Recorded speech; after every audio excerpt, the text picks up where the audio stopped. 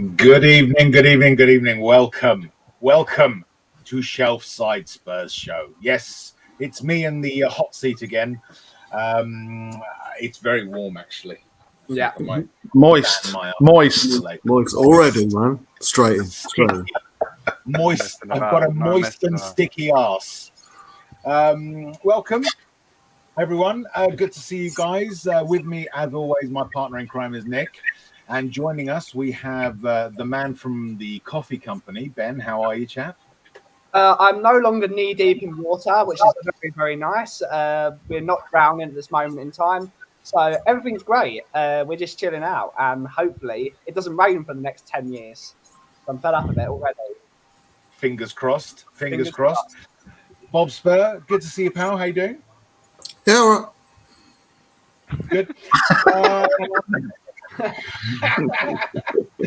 And the man who would be Prince, Yes. Mr. Sophie himself. Now I'm talking to Iggy now. You be Right. Okay. Sorry. You had your chance. Yeah. Iggy, good to have you with us, mate. Pleasure to be here. Are you all sort of stressed out with the move and stuff? Is that what's going on? Yeah, it's all good now. It's all good. I've settled in. I'm all happy again. So very much happy to be here. But also, can I just mention that intro? Like honestly, it's Yeah. I don't know what it is. If it's the guitar, it's beautifully played, by the way. And I just there's two intros this week. I've been in two different shows, and Bob knows the other one I'm talking about because when it started, we were still bopping our head. And it was Chris's Let's Talk Spurs, and I love that intro, and for very different reasons. I really love this one here. Like I was listening to it intensely, and it really got to me, man. At one point, I was like, "Wow, man, this is really, really." Yeah, I mean, I've heard it before, but tonight it just sounded different. I can't explain it, guys. We'll commission LJ to do you like a full length version and put it on like a CD for you and stuff, or an MP3, and then you can just.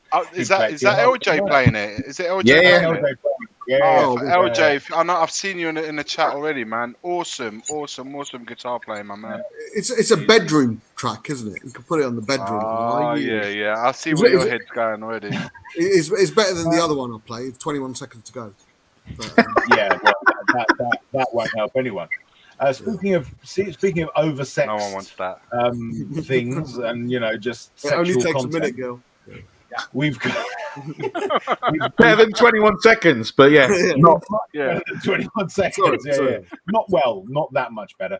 But speaking of sex and sexualized things, we've got some 4 minutes. Canadian joining us. He's in the back room. I can see him playing with himself just from here. Yeah. well, he is there, isn't he? Do welcome Bobby K. Big up, Bobby. How are you, pal? Good to see you. Good afternoon, gentlemen. Good afternoon. Sorry I'm late. How are you today? Yeah, good. How you doing? Not too bad. Okay, this mic is working at least. This stupid one doesn't want to work for some reason. Yeah. I I was instructed to buy this. Jam what you're jamming in it. Fancy. Don't jam what you're jamming in your mic in it. We know what you're doing, Bobby. Stop doing it. That mic's got a family, mate. It's not my fault that they won't let me come back to work, man. I got to fill my time somehow. Is it too early in the stream to be talking about jamming things in other things? Yeah. I'm just out of curiosity. I didn't think it mattered if Bob was here. We're talking about preserves, Rez. We're talking about apricot preserve. Or Bob Marley. He liked a bit of Bob jamming. Marley. He loved his jamming. Very good jammer. Just a follow-up question. Why are you jamming your cock into apricot jam? The follow-up question is, I thought Saturday night was bad, man. It's just in the spirit of scientific inquiry, really. I mean, I don't know why Bobby's doing it. I don't know why he's doing it. Clearly, he's got some sort of a weird thing about it. He's just gone to do it again. And he's just gone. Yeah. Just can't help himself. He can't help himself. He got excited. And as we are not monetized, it doesn't really matter what we do in the first 10 minutes. No, there was no swearing involved. There was no swearing involved. So I know, Iggy, I know you're like, because you're like the megastar on the stream today. Yeah. You need to worry about. Why would you? When? Since when? Since when? You need to say it to. and then you've got Stel. So you know, Yeah, that's the thing. But Peanut the thing butter. is, Peanut butter's good. Peanut butter's good. peanut Yeah. butter. what we're on the sort of mission. Penis to butter? get shelf life. Sorry. Oh, just heard penis butter. No, we're not on a Sorry, mission. there's for a peanut lag. butter. My system is not working. No. We're not on a mission for peanut butter. Not yet, anyway. That's phase 2. Phase 1 is to get us to that magic 1,000 subscriber mark, at which point we can monetize. So, and at that point, we can talk about putting our cock into apricot jam, and be paid for it as well. Yep. So, He doesn't want to be associated. It's normal Saturday night for me. You know, My what kids, it's my, like, my oh, kids guys, are probably my kids are probably watching this somewhere thinking, what the hell is going on? Hello, Iggies. Why did we move with Dad? Why did we move with It's Dad? 10 to 8. It's 10 to 8, and it's like it's not even when Bob the 11 o'clock at night, midnight, they're in bed. I don't have to worry about that. At 10 to 8, I'm like, my God. You've been on this show before, Iggy. Come on. I have. It's not me. It's not me that I'm embarrassed for. The thing is, right? The thing is, tomorrow morning when Iggy does his video, yes, guys, there was a great stream I went on last night. Which I normally do. Anyway, If you just skip this first 7 minutes, I promise you, from 8 minutes onwards, it is excellent. Kid friendly is more like what I mean. It must be kid friendly. Little K just walked in here and asked if you wanted some apricot jam. I don't know what that's about. Do you see what I mean? Listen, no, but come on. Joe's old enough. All right. Oh, Joe's we don't have apricot jam? old enough, Sorry. all right. I like what Stuart's saying. He's saying you think that you probably prefer some maple syrup, wouldn't you, Bobby? Who the hell doesn't? Chocolate and maple syrup? Wow, chocolate too. Bloody hell, Hang on. Chocolate maple syrup. Is that a thing? Iggy, I am chocolate. And then the maple syrup goes on the top. Oh, I see what you're saying. All right, fair enough. Very good. It's very good. A little spicy, a little salty, You got like a lot of sweet. Little Spicy, isn't that your next kid's name? No, that's what he calls Thingamy downstairs. Yes, All right. that is little Bobby's And then name. your kid after sometimes. that. Disgusting. Oh my So God. We're 9 minutes in and we haven't said hello to everyone in the I chat. know we haven't. That's what I was How just rude. to- Hello. Yeah, but, that doesn't matter, does it? Hi to Kuva, who I literally cannot wait for this show, so I'm off to do something else, probably porn or Skyrim. Actually, Skyrim sounds like it's either a Bond movie or porn too. I don't know. Skyrim Stop interrogating me. So big up to you, Kuva. Big up to Eugene. Not first this time, Eugene. You missed it. Bob thinks we all smell, and he's calling them Skyrim gyps, which is cool. It's very good. That's the Bollywood. Kuva again. Stuart, we've already seen Stuart in the chat. I'm using a mod that turns Skyrim into an Elizabethan socialite simulator. It was going well until Lady Forbes Montague doubted that I'd been to the Cloud District, and so she took an axe to the face. Good. Correct. That was the right thing Take that, to do. bitch. Stuart 727, good to see you. I bet they're saying, I wonder how long we can get them to look at a picture of Albert Einstein. We actually were. We were. That was a good call. That was a good call, Stuart. That's the thing. You get 4 million points. No, 200, Danny, 200 points. 200 points. 114 points. 100. Something like that, anyway. Ramjet needs to be woken up. Sorry for the hold up, lads. Yes, it's true. We did have to restart his heart a couple of times. And then we had to get the apricot jam off as well. Who else have we got? That shelf size. We were waiting for a certain Canadian. We were waiting for you, Bobby. Right? Oh, The audience. We were waiting for you. Yeah? Gotcha. God's sake. Yeah, but then Always, everybody yeah. knows I'm on Indian time. Okay, Shelf that's fair side enough. Spurs are 3 away from the 600 subscribers. Come on. So 3 guys, three guys and girls. Come on, hit that subscribe. Let's get it over 600. Resolute another hot chip. How we get to 600 today, I will eat some Another hot apricot jam. Only 3 away, guys. Just 3 away. Come on, Come let's on. do this. Hold on, Bob, I'm making a few fake accounts sorry, right Shooting up on the right start and mic not working. Who else have we got in the chat, Nick? We have got On Your Bike Scott. Big up On Your Bike Scott. On Your Bike Scott. Big up to you. I think Luke's in there as well. Do we see Luke? Yep. Yeah. And just we're getting there. Oh God! Look at who this is. Look at who this is. Hey. Wow, you have really found something inside so strong. Oh Lord! I always thought it's something inside your thong, but I must have got all the words mixed up. Yes, there is. Hey, tweet it out, guys, and see if we can get them to 6. Oh, no. If Ben tweets it out, we'll get to 1,000 tonight. Come on. Tonight, yeah. Come on. Yeah. Good idea, Bob. Well, no, wait. Just to think. We have been in negotiations with one half of We Are Tottenham TV, and we are hopeful that Sim will be coming to join us at some point in the next couple of weeks as a special guest. So big up to you, Sim. Thank you for agreeing. But we'll announce that close at the time. Rez, is that the racism special? It will be the racism special. So we're going to have Bobby on, both of them. Nice. And one away. Nearly there. What, one away from 10,000? Unbelievable. Yeah, one away from 10,000. Absolutely. We're going to behave ourselves. There you go, Iggy. Road to 10K. That's just how simple it was. Boom, done. See? It's, do you know what it is, Iggy? Can I swear? It's not what you know. It's not what you know. It's who you know. Exactly. See, Iggy, you should have me on your show more. I think that's where I'm going wrong. Golden Boot 23 is in the thing. We can have a chat about the transfer window. Absolutely. I will star that for later. Absolutely. One away. Yeah. Come on. One away. Come on. Come on, Ben. Let's do this thing. But in the Right, meantime, I guess I'll subscribe then.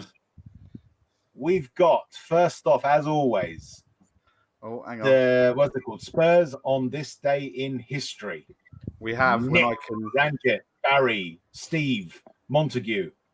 I'm getting there. Hang on. I'm like clicking, and it's not catching up, and I'm like, oh no! I'm going to use that for wanky wank. Let me bring that up for you. Yeah, you bring it up. Thank you. You can bring it up for me. That's beautiful. To the someone next in one. the chat. Right. Someone in the chat was asking earlier who Nick is. I don't know. Barry, Ranjit, I don't know what to say. I don't know. Tarquin. I can show you my passport. It's got my real name in it, but you know, there you go. Ranjit. Yeah. That's his Indian passport, Bob. Yeah. I have many passports. Yeah. Yeah. You still want your Canadian one, right? No, I don't have that one yet. You need to sort it out. Got it on order.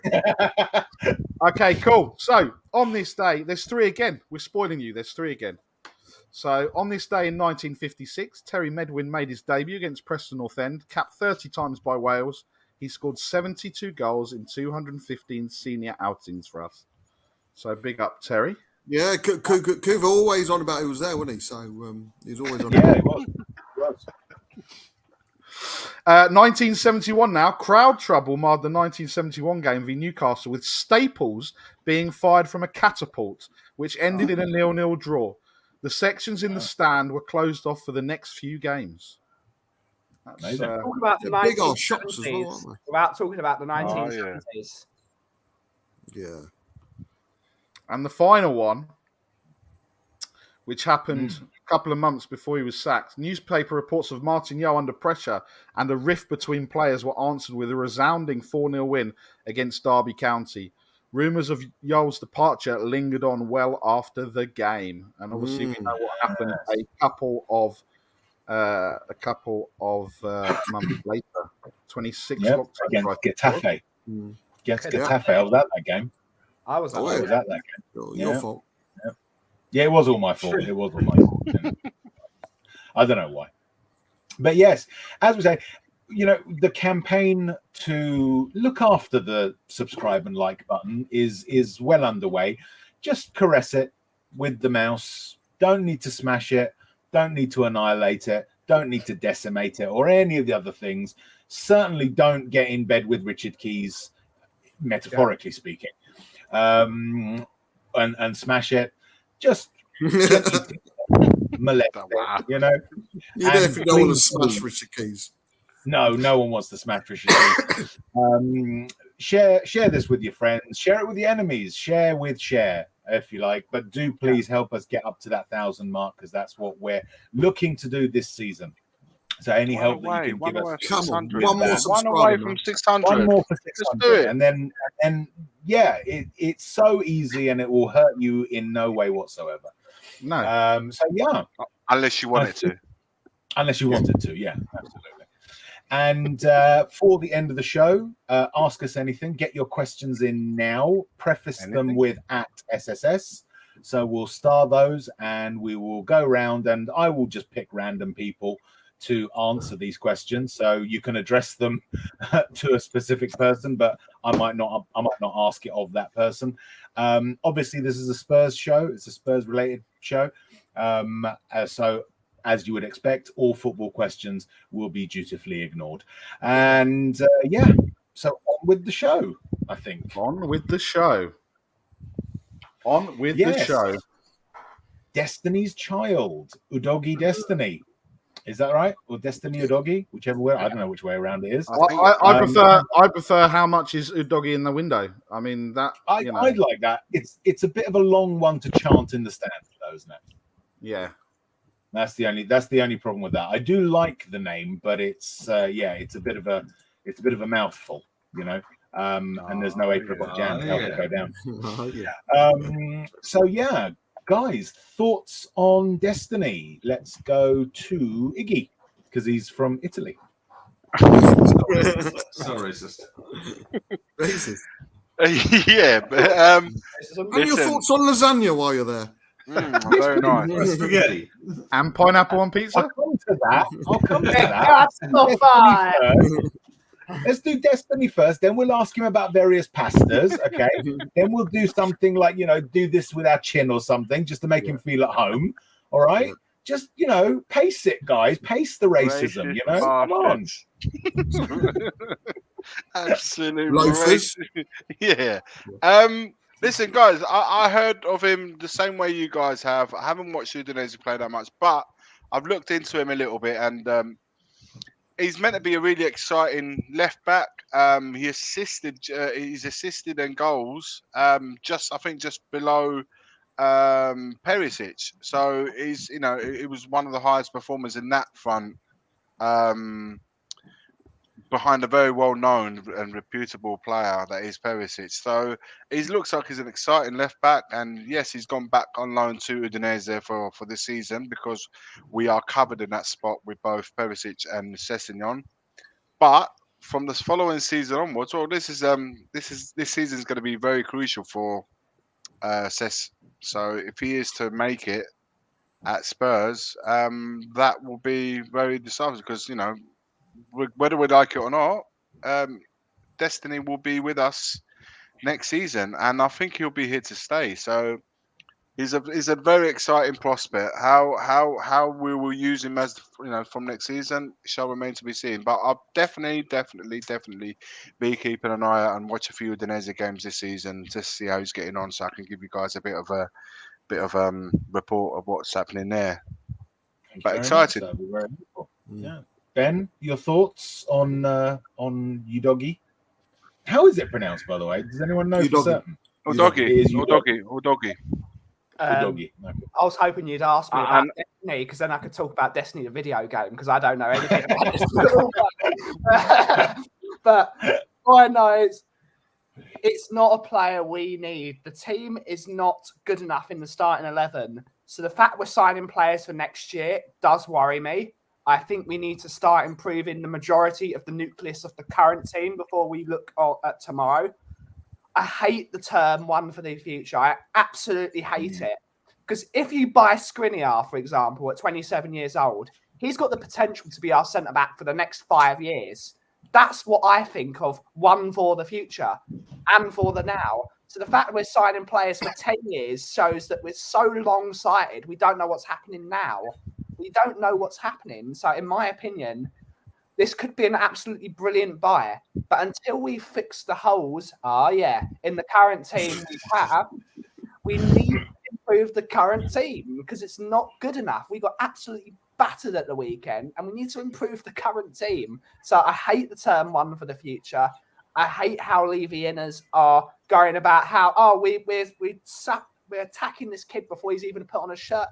It's just that we need to improve the current team. It's not good enough.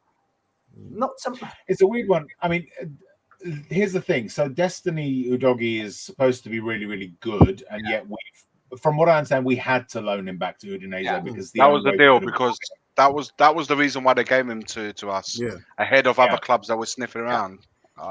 So that there's comparisons between the left berth and the right berth.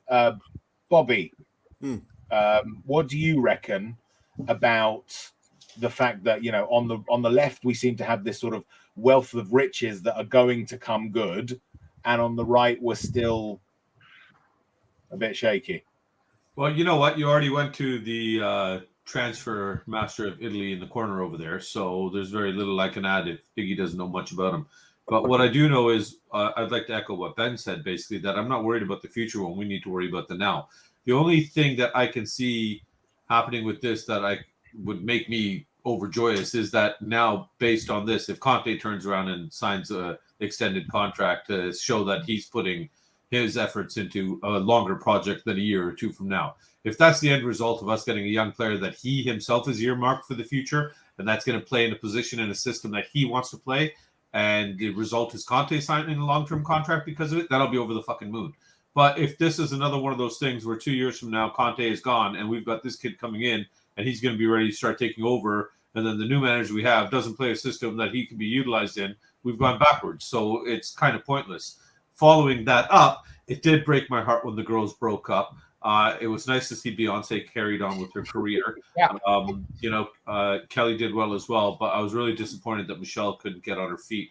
I did see her on an episode of The Masked Singer. She did well over there. So Michelle Williams, wherever you are, still love you. Much love. You're a fantastic singer. Keep bringing the love, girl.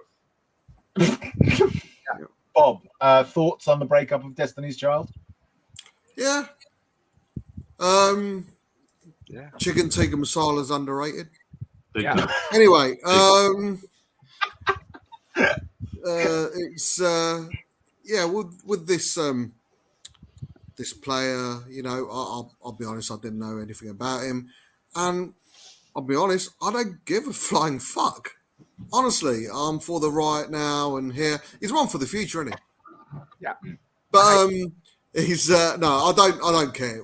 No matter how good a game, how good a season he has at Udinese, what relevance would it have at Spurs? What's his name? Sarr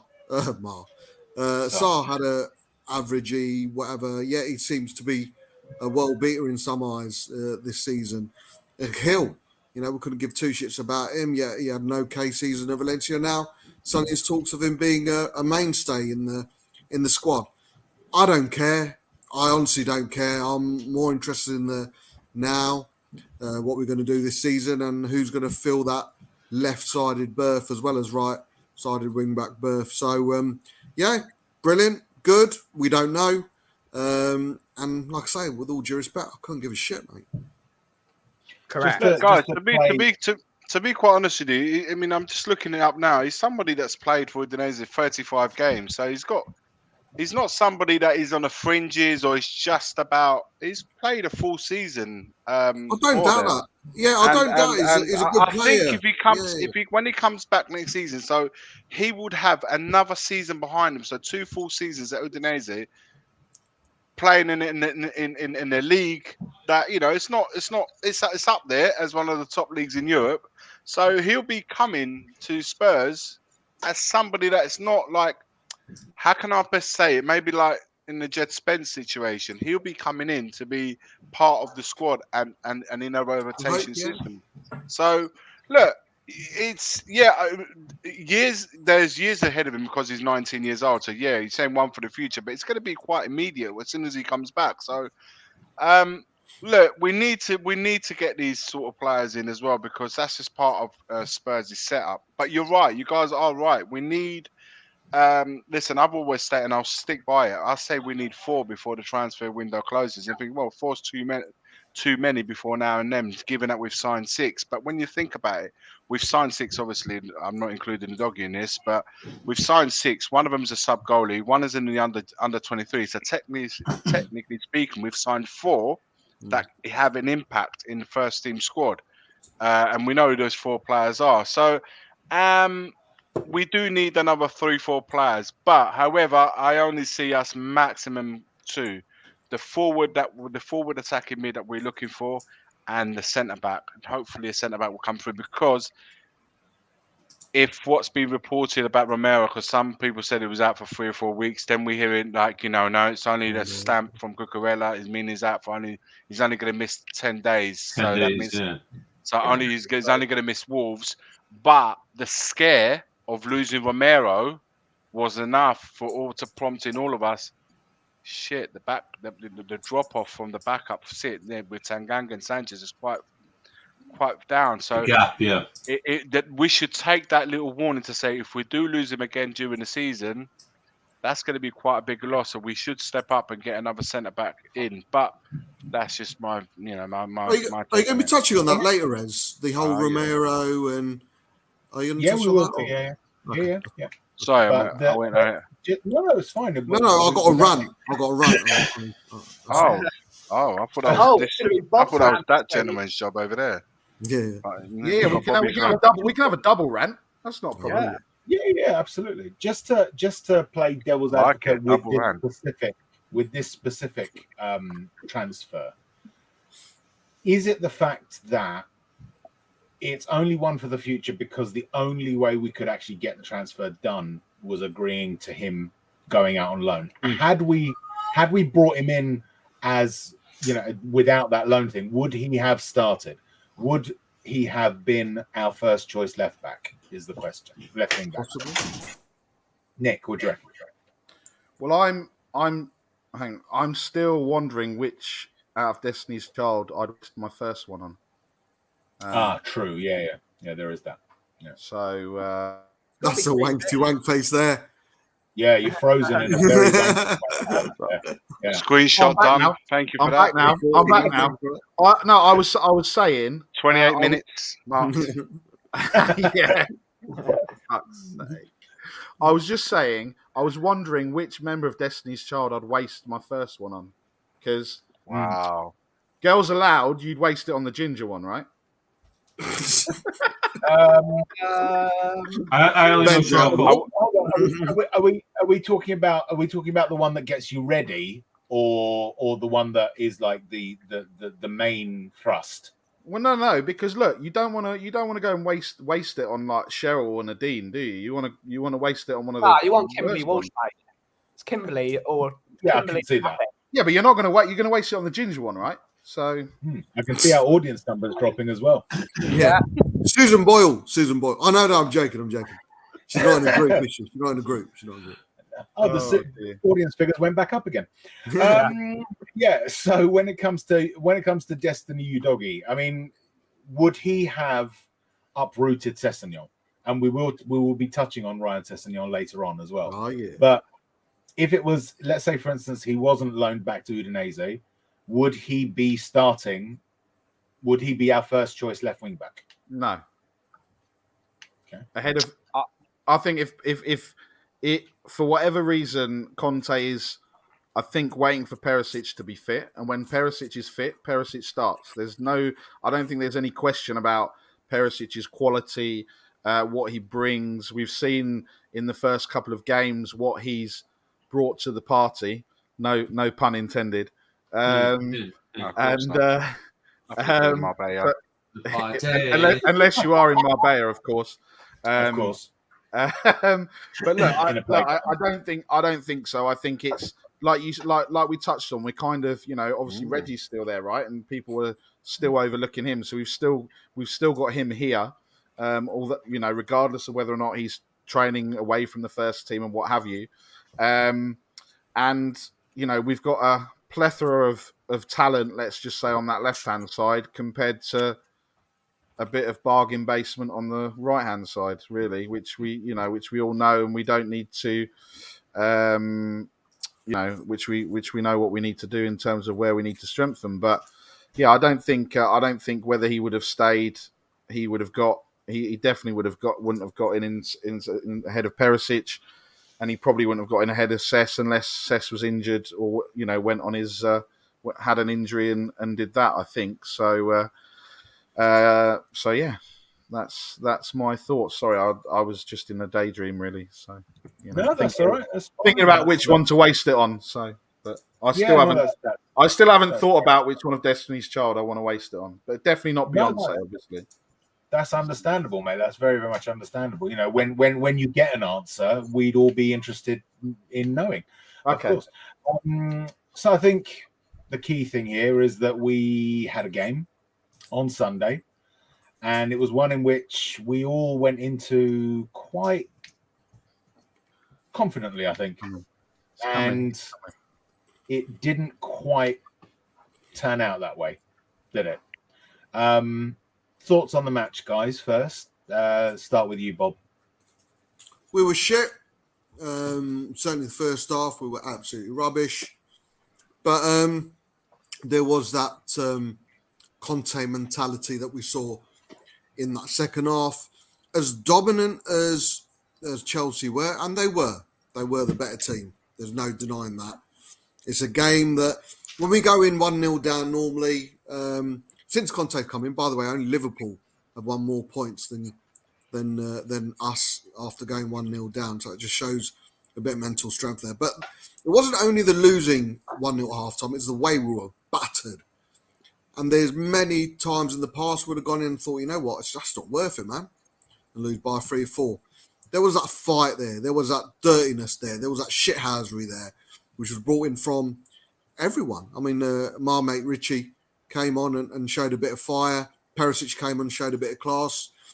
But we were poor, but we still... And I think, Iggy, I've used this a few times. Chelsea gave their best, man. Best they played for God knows how long. And they still couldn't beat us. How amazing was that? We came away. We nicked a draw at Stamford Bridge. And one of our hardest games of the away games of the season, if not the hardest. Mental strength, man, mental strength. Whereas the first game was performance, guile, and a scoreline to reflect our dominance. Against Chelsea, it was a smash and grab. And about fucking time, man. About time. Like I say, there's a bit of fighting spirit there that we showed. And for all Chelsea's dominance, how many world-class saves did Lloris make? I can remember one when he saved it from Havertz. Apart from that, no. Mendy had to make a couple. Harry Kane messed the sitter. So, yeah, it was all right, man. It was all right. Ben, mental strength. Yeah. What did you think? I just love that we're cheats now. I've hated watching Tottenham for the 27 years I've been on this planet being weaker than a Kit Kat, which is not a biscuit, by the way. We are so weak. We are a weak facet of it. I think that's the right word. We are every time there's a bit of pressure, we crumble. Not like a Kit Kat, which is not a biscuit. But now, whenever there is any sort of pressure, instead of letting a team punch us in the face, we punch back and then we pull their hair. That is exactly what I want to see. If there is absolute animosity from a hateful football club against you, you don't just weep and hide in the corner. You punch them straight in the face. And that is what we're starting to see now. So I love it that we're cheating. It's brilliant to see Tottenham stand up for themselves for once. We need to absolutely see more of this because we're going to come up against teams that are going to hurt us, like Atletico Madrid. If we play them in the Champions League, they're not going to give us 2 minutes. We've got to punch them before they punch us, is what I say. Yeah, and also, how many for the ladies watching in the chat? I guarantee you, how many ladies were wishing they were Cucurella's hair getting pulled by Romero. Daigle was probably thinking, if I didn't have Bobby K. Bobby K, can you stop putting comments in the private chat? Jesus Christ. Shithousery against Chelsea. Did you enjoy it? I enjoyed it. I thought it was great. What did you think of the shithousery that was on show? Well, Ben kind of already touched on it. It wasn't even shithousery. It was our guys finally fucking sticking up for themselves. So all of a sudden, because we start giving back the medicine that we've been receiving for so many years, we're cheaters. Fuck you. Take it. You dish it out. Now you're taking it back. Deal with it. You know what I mean? Yeah. I love the fact that our boys are showing a little bit of grit and some fight and some little nastiness out there and stuff. It's part of the game. And it's not us that have introduced this into the game. It's other teams that have been doing it to us for years and getting away with it. All of a sudden, again, because you're getting a taste of your own medicine, it's where time. Shut up. Sit with Klopp. Go complain about dry pitches or wet pitches or whatever else that you want to find that you can complain about. It's part of the game. Deal with it. Man yourself up if you can't take it. And like Nick already said, there's tons of, it's not just the ladies. There's lots of people that would have loved to been in Cucurella's spot having their hair pulled by Romero. We will come on to it was Pride weekend here. Sorry to the people on the panel that have no hair and don't know what we're talking about. And that too, yeah. Well, Cucurella doesn't have any anymore. I mean, we will come on to salty Chelsea fans later on. But Iggy, what did you see of the match? I mean, what else stood out for you?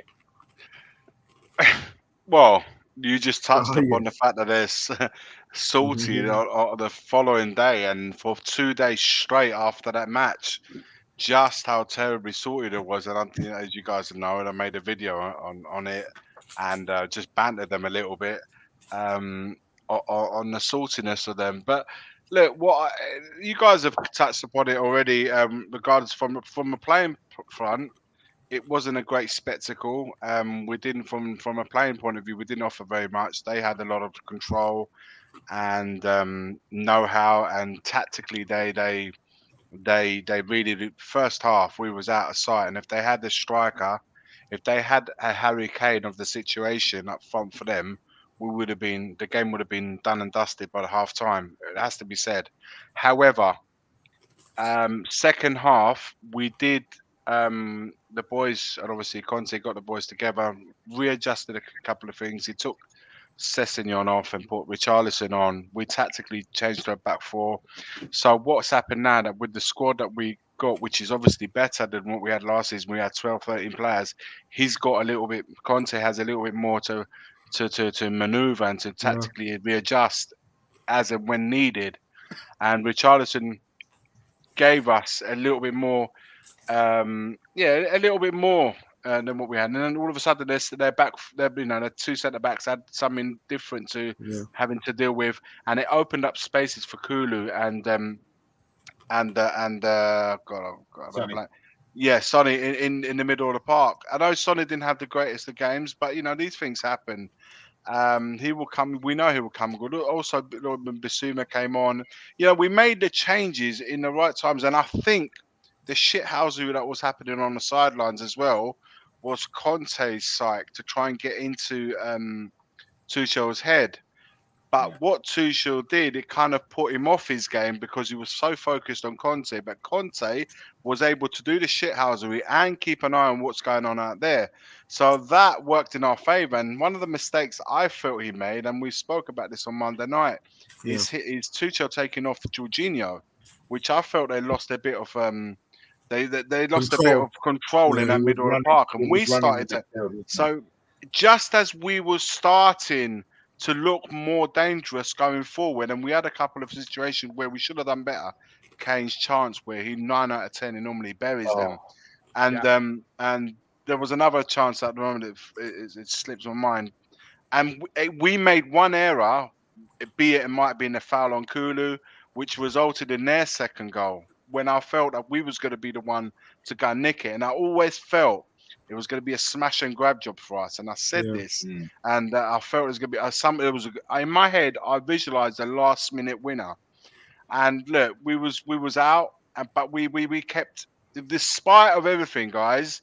And at Stamford Bridge, we know that we normally get the referee against us, and we didn't. To be honest with you, the referee was rubbish, man. It has to be said, and we got away with 1 or 2 there, but we kept at it, and despite of everything, the quality of Perisic, Richarlison coming on, doing his thing, it actually helped us massively to go and get that result back. And so in the end, it felt like a win for us and a loss for them. So that's where the saltiness comes from. And look, and it was a proper derby, guys. It has to be said. And I mentioned this as well. the game against Chelsea for me is starting to become more of a derby than the ones versus Arsenal. There's something really weird about this, the hatred and how they hate us the same way we hate them. It's a proper derby. Now the Arsenal one, it will always be a North London derby, but for this one here, I feel more Animosity. yeah against them, and you know, and for me having this. How can you top the feeling of course, the winner would have been great, but a 96th minute equaliser when they thought they had the 3 points in the bag, it tells just one Just thing. to break their hearts. Yeah, Absolutely. But the last thing I will say on this is, to me right now, and this speaks volumes for Conte, I think that he's going to be setting up this way against the likes of Chelsea away at Anfield, possibly Man City. We have to accept that he now knows, he's telling us we're not quite ready to go and play them toe to toe. Yeah. These are not the games. What we can do in these games, though, set ourselves up in a way that we can come away with something. And even if it's not a draw or a win, should we get a defeat, we come away with our bones intact, because often we've come away from Stamford Bridge not only with a loss, but with broken bones too. Here we lost a lot of possession. We were chasing a lot of the game, but we came away intact.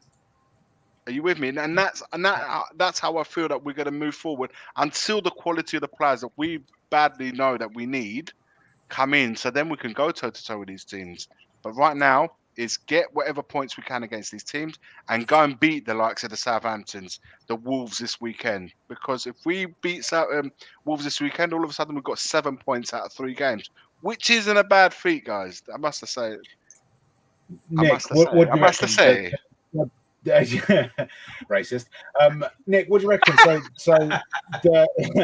So the North London derby, obviously we do hate Arsenal. They are our thing, but is the Chelsea game now becoming more intense than the North London derby? Ding. What? Dog? Wow. Look, I think so, because the way you look at it, you've got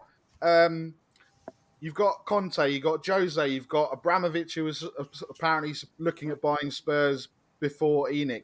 You've got the issues with Willian and supposedly coming to us, and then obviously making a U-turn. Obviously, Abramovich saying he'd never do any deals with Spurs. I think there's a lot more there than there is. Okay, it is, you have got the North London derby, and that will always be there. But I think, do you know what? I think when they come to White Hart Lane, we need to create that same atmosphere. We need to be on that high road with the flares, intimidating their players, be loud inside the stadium, and absolutely have that same atmosphere that we created for last season's North London derby, because they're not going to win at White Hart Lane. No, 100% not. You can sit there and you can say about everything that's kind of happened, but yeah, I definitely think in terms of everything that's happened from their fans and the disgrace that they are. And we'll come on to that when we talk about the saltiness and everything else, in the fact of what happened with Sonny and what you spoke about this morning, Iggy, on your video. But yeah, I just think there's just more. There's more of that bite to it. There's more. We're not competing with Arsenal, right? We should be competing and going above the marker that we're talking about. This season is going above Chelsea, and that's what we need to try and look for. So I don't really, I think it is like you said. I think it is more now. It does mean more to the fans. I mean, not more. What I mean by more is more in the here and now. It will never mean more in terms of the results and finishing above Arsenal. But because we finished above Arsenal 8 seasons in a row, the next, it's now Chelsea's the next one and everything else. So. Question to everyone. A cup final win against Chelsea or a cup final win against Arsenal? Chelsea. A cup final win, full stop for me.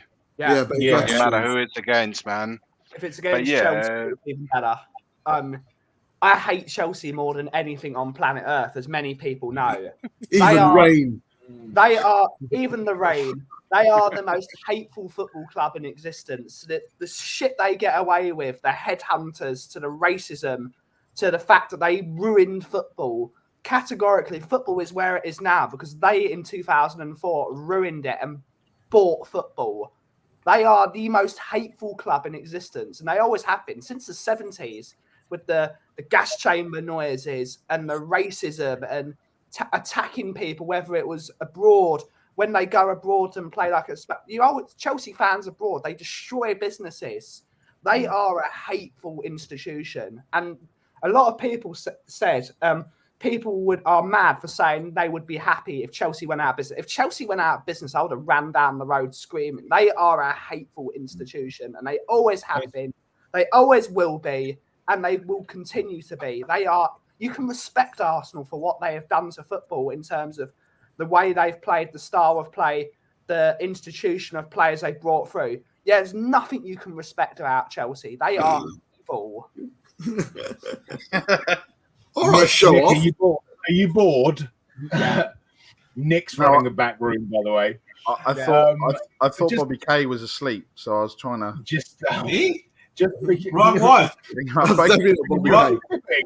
You know, Ben, what you said. It was. Is that easier for you now? Yeah. What you said.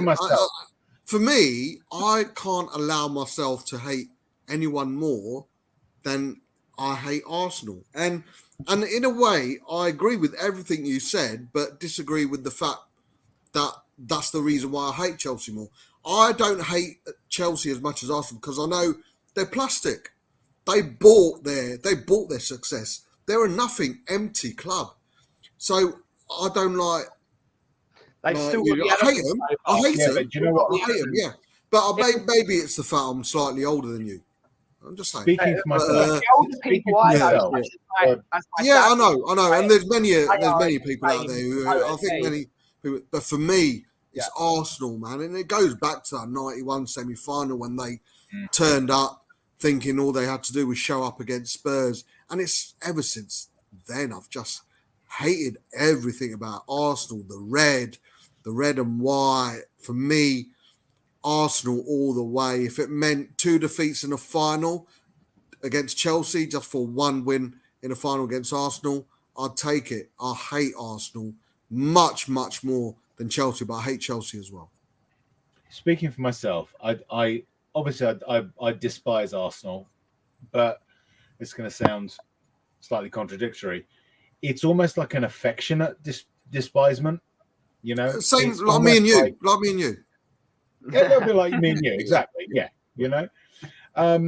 Whereas with Chelsea, it is pure hatred. You know, there's no affection there for that club at all, because whether or not we like the club itself, Arsenal do provide us something. They are the old enemy, you know, and there's an element of respect there. I don't have any respect for Chelsea. I know where you're coming from, Bob, with the idea that they are, as you say, an empty shell of a club, which they are. The problem is that what they've done is that if it had just been, if the effect had only been sort of contained to themselves, you can let them get away with it. It's what Ben says about what they've done to football, which is terrible. You know, I know that Jack Walker was the first sort of, was the one who ushered it in or started the whole era of checkbook football, but they just took it and turned it into the shittiest art form you can think of. And now you've got the likes of Man City and Newcastle who are going to do the same. They open the door, you know. It's a hard one to think, but I mean, I can never. There's no circumstances under which I would celebrate Arsenal winning anything, and likewise, there are no circumstances in which I would celebrate Chelsea winning anything. With Arsenal, With Arsenal, I'd love to see them relegated, let's say, but I wouldn't want to see them go out of business. With Chelsea, I would want to see them go out of business. I would want them to not exist at all. I suppose the question should have been, Rez, you've put it that way, and you're right. Who would you rather see get relegated, Chelsea or Arsenal? And I'd rather see Arsenal in the same league as us and see Chelsea get relegated. So I would rather see Chelsea get relegated because I want More pain. I want Arsenal to lose. I want Arsenal to lose. I want them to have a bad time. Right? With Chelsea, I want them to not be there. I want them to not exist. You know? It's the difference between a football hatred. Listen, there are Arsenal fans that I will speak to and get on with, and outside of football, I will get on with everyone, whoever they support. With Arsenal fans during the cauldron, there's that sort of resentment there, but I know that there's a line. With Chelsea, the line is so hard to see because I just think to myself, how can you support a club like that? How can you bring yourself to do it? For all of the things that they do, for all of the really, as Ben says, hateful things that they do, how can you nail your colours to that mast? Do you think the feeling's mutual, Rez? Do you think they hate us as much as we hate them? No, I don't think they do. Iggy thinks they do. 100%. 100%. They hate us with a passion. The same way, to be honest with you, we're hated by everyone. West Ham, Arsenal, Chelsea. There's so many West London Ham clubs. Because they've got an inferiority complex and think that they need to be rivals with a big club. But the hate is there, though. The hate is there. The hate is there, guys. And do you know what? You know when the players go like to take a corner, and you see that section there, they are really going all out. And every time we go to Stamford Bridge, you absolutely know it's going to be mayhem. You know that for a fact. But we're like Nick mentioned earlier, we're going to give just the same when they come to us. So it's a different for the Arsenal thing is complete. There's rivalry, there's probably hatred to some extent, but it's different. It's two different things. The feeling for one is different to another, although it's a weird one to explain. I felt it on Sunday where like these were really like they were getting under my skin, like just watching the whole, the whole camaraderie in the sidelines. I mean, it happened with Arteta with Conte, but it's different. It's still there's almost like they don't go over. It's like it's the competitiveness, the rivalry is right there, but it never kind of crosses over. But with Chelsea, there's just no limits. There's just no limits, and that's where I feel like now it's like all I just want now is us to be competitive enough to go to Stamford Bridge, whenever that will be in a season or two, and actually not only outplay them, but just absolutely smash them. It's been overdue. One time in 30 years, is it? We've won there, and we need to start changing that tendency. And also, but mind you, Emirates is the same thing. We need to start changing that tendency there as well. So I can't wait till we're in a situation where we can go to these grounds and actually play them off the park and actually take the 3 points, saying we came and we conquered and we left. That's what I want to do. I want to be in that situation. So let's delve deeper now. So we'll go through the players. Okay, we don't have to spend a huge amount of time on each, but by all means, give us your thoughts, and we'll go around. Start with you, Nick. Not a huge amount to say, I would imagine. Hugo, what did you think? No, look, again, it wasn't a great deal. There were saves like that you would expect a goalkeeper to make. There wasn't anything. Obviously, there was that one that obviously led from Sonny losing the ball, and I don't know who it was, but obviously he kicked it off. It went for the corner, and then they scored from it. But that was a fairly decent save. But apart from that, there wasn't anything massively because Chelsea was so poor at finishing. Who was it? Havertz should have buried that ball from 6 yards out. What a ball! What a ball, man! Yeah, what a ball from Reece James. So I don't think. I mean, in a different game, would we be sitting here and going, "It's Hugo's fault. We got battered 4 or 5-0"? Probably not. But he didn't really have to do a lot. And while we were just before we came to that, Rez, I was seeing if I actually ended up with Son, which I didn't today. So that's good because then I can. Sorry, mate. I don't need to. I don't need to do it. So yeah, so it's good that I don't have to. So I could have just moved your window, mate. It's not a problem. It's yeah. I'm sure you will when it gets to it. It's fine. Don't worry. No. Ben, everyone's sexiest player, Romero. What did you think? I thought it was fantastic. I loved his shithousery. I like how he gets through players.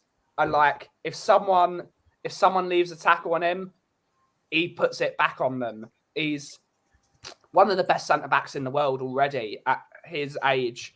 And in the next 3 years, if we can keep him, he's just going to be an absolute phenomenon.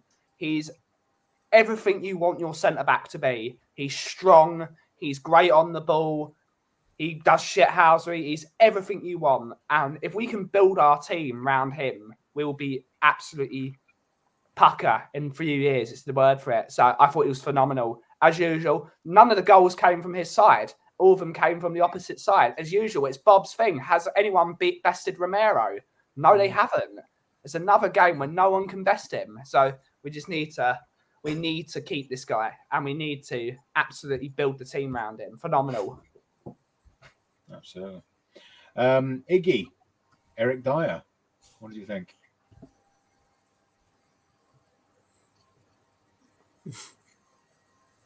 You're on mute. You did that on purpose. You're on mute, Iggy, yeah? Or is that on purpose? That probably tells you everything that you need to know about that. No. All jokes aside, listen, Dyer's level is very clear. And I've said this many a times. You will get away with these sort of players when you are playing your Southamptons, your Wolves. You're basically your 6, 7, 8 teams going down. Absolutely fine to have the likes of the Davises and the Dyers and so forth, and Sessegnon, and we can go on and talk about the right backs as well. When it gets to the elite level that you are competing against, Chelsea I would include, and I think we did wrong and we underestimated that how good we know. We were talking about going over there and winning 3-4, 4-1. We underestimated, or we either underestimated them or we overestimated ourselves. The bottom line is this: that our level with these players that we're talking about, and Dyer in particular, we will get found out against the top teams, and he will get found out. For me, we need to do better in that position. And it isn't the only one, because if you think of how good Romero is, and then the other two are a drop off from that level, I think pretty much all our centre backs are a massive drop on Romero, and we need to make Romero one of the top players at the back, not the top player. He should be amongst an elite crop of players in at the back, and I think that's where we come short. And the level, like I said, if you look at Chelsea's team, you will see man for man in that team, the technical level ability were all on par. That's why they were so good and comfortable on the ball. Every single player. Look at the wing backs or the fullbacks. Cucurella is way better than any of our fullbacks. If you look at the right side, James, way better. And those players, they're so good technically that they could either play in centre midfield, they can play further up front. They're that good that they can play there. And that's what we need to. So when we mention players like Dyer, I know we want to keep it to Dyer, and I will.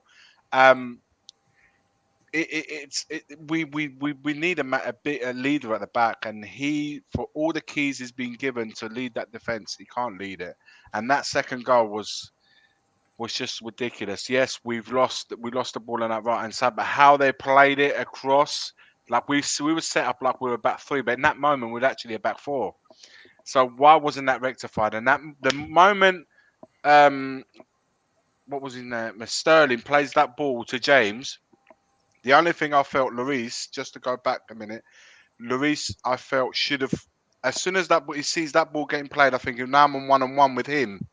He's got to come out and try and make himself as big as he can. Instead, he stayed where he was, and he kind of dived like it was a penalty. He went one side and the ball went the other. Yeah. I just think in those situations, most keepers would rush out to try and close that down. He doesn't do that. But, yeah, we need to improve. For me, Dyer needs to be replaced. And Davis, I would have him in a squad. And Dyer. But first team, we need something more. And I can't wait to see Longley, guys. I really want to see Longley in his position, perhaps. Yeah. Or Davis for sure. I want to see what level he comes at. If you see signs of Longley coming into the team and immediately gives you the impression that this guy is up a level, you know your two centre backs are not good enough. So Iggy, what would you give Dyer out of 10? Dyer out of 10 for that performance. 6, 5.5, 6. Okay, but we all know, Kim, what would you give Dyer? Oh, you give him 1. Okay, cool. That's fine. I should give him 1. Yeah. Give him Oh, yeah. Okay. Kim, horses for courses. Horses for courses. Like the Indians. Anyway, Who's going to kill you now, Iggy? what did you think of Gentle Ben Davis? Who? Sorry, me. Yes, Oh yeah.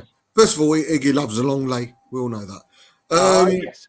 It's Ben Davis. I'll be honest with him, man. I can't even remember him playing.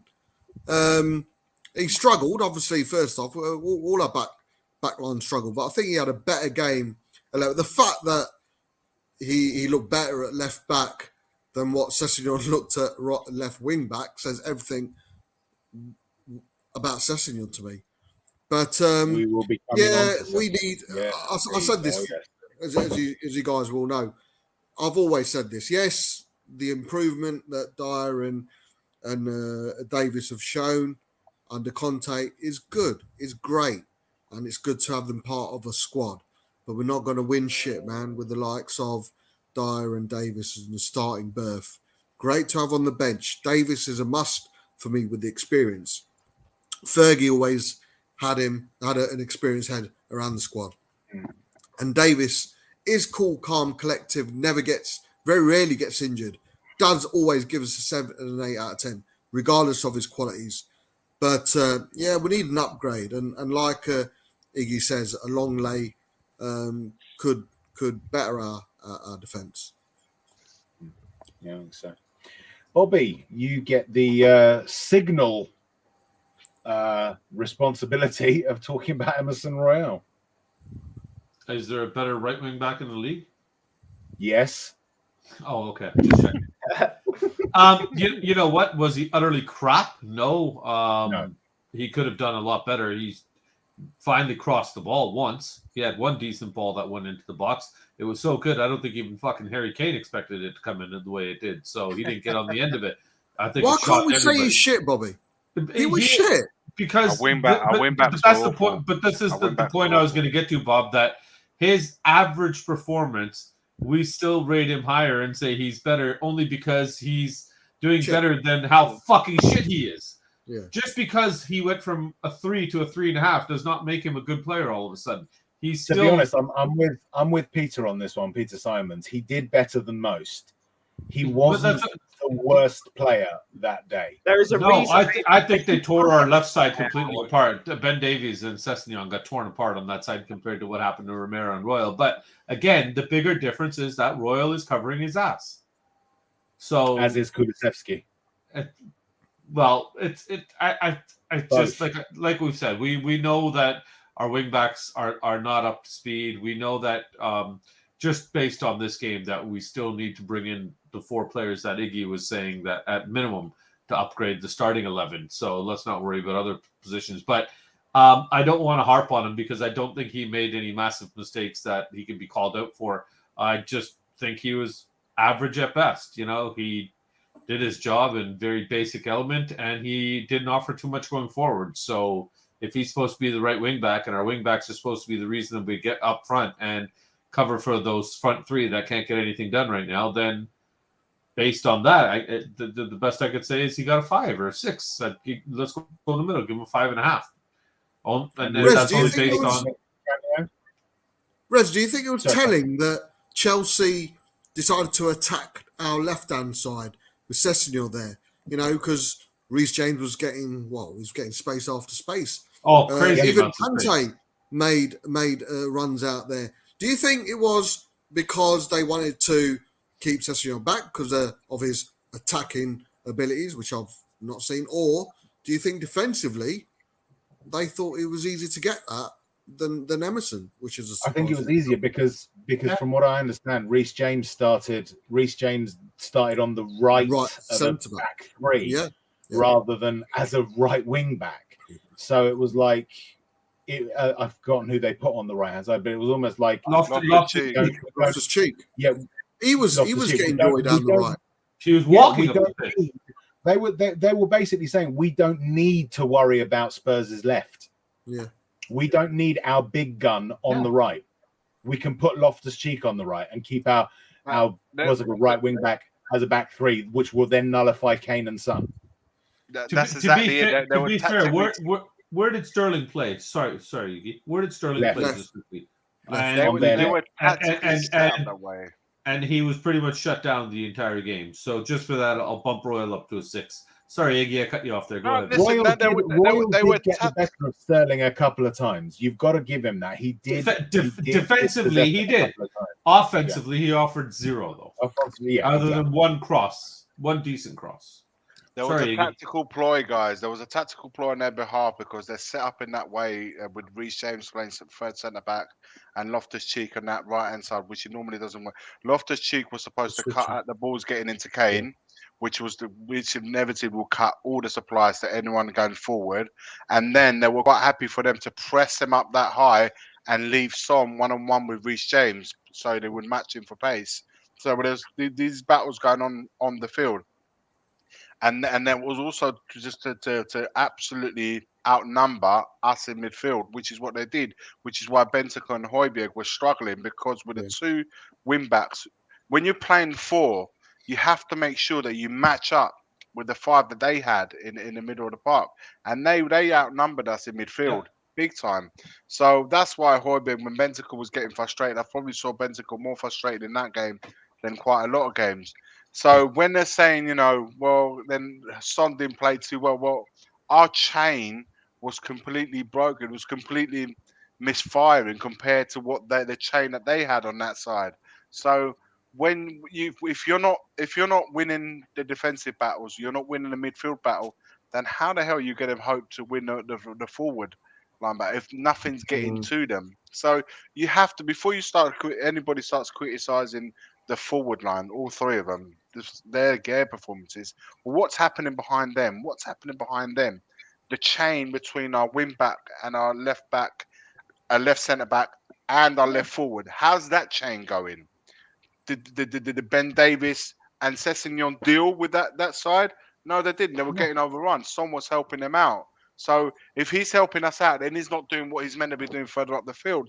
You have to look at the chains. And we got battered on every part of the pitch in that side of it. The only area that they weren't good enough or clinical enough was up front. They are missing a number 9. Yeah. And with a Harry Kane or Son playing centre forward for Chelsea, we would have been out of sight within 55, 60 minutes. We would have been game over, 3 or 4-0 down.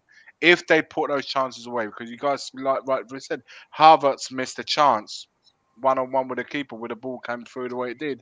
Yeah, and it's just like I said, their technical abilities within the team is far greater put together than us. When we play those elite teams, you start seeing the levels. You get to see who the top boys are in our team, and you get to see where we drop off. And we need to get that balance better against these sort of teams. For me, the likes of Perisic and Bissouma need to play in these sort of games, especially right now that we're playing 1 game a week.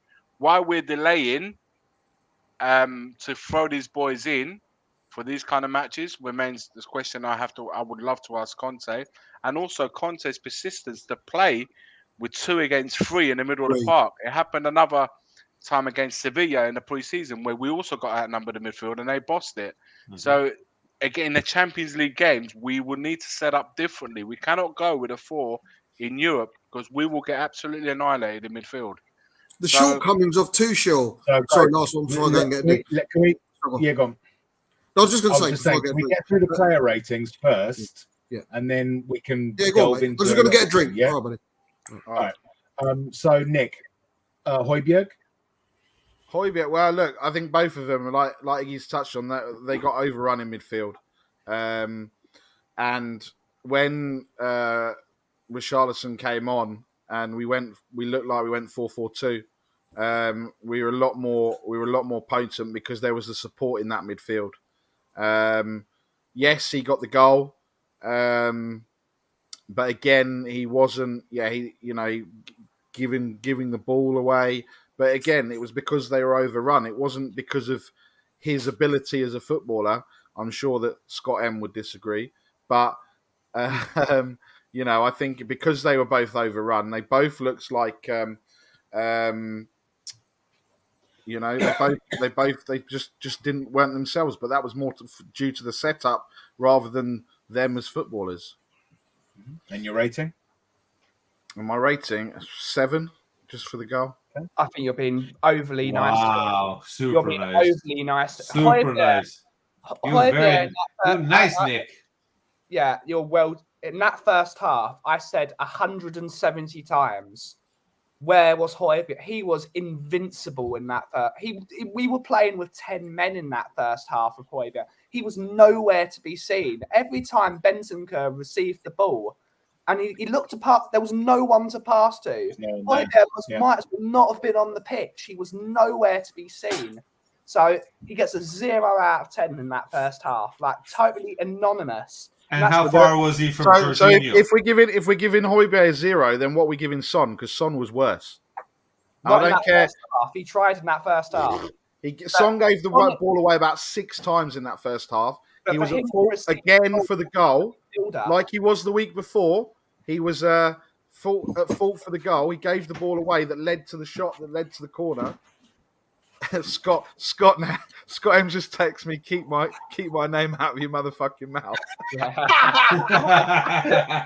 I love you, Scott. He showed a lot of character, though. I will give him. He showed a lot of character in that second half.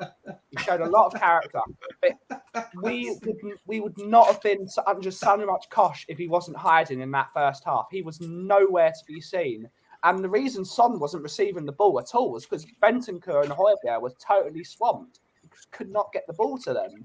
So first, he was shocking. But Sonny, he's in there as well. He could also get a 0 for his game. In that first, Well, your player is Bentancur. What was your rating? As much as I love him, he was a 3 for the game. He wasn't able to affect the game at all. He wasn't able to affect the game because Chelsea totally nullified him. But one thing I could say with Bentancur is he was dogged in that first half. He was trying to make things happen, but he couldn't make things happen because there wasn't the structure around him for him to create. I think Conte needs to take quite a bit of I don't listen when I say our midfield got overrun. I don't blame Bentancur and Højbjerg. I think they were really trying. I think if Bentancur was getting frustrated as he was, it's because he realised just overrun. So I think our manager has to take part of that blame. Why? Because he was really stubborn. Until he made that change against in the 57th minute, as you see there.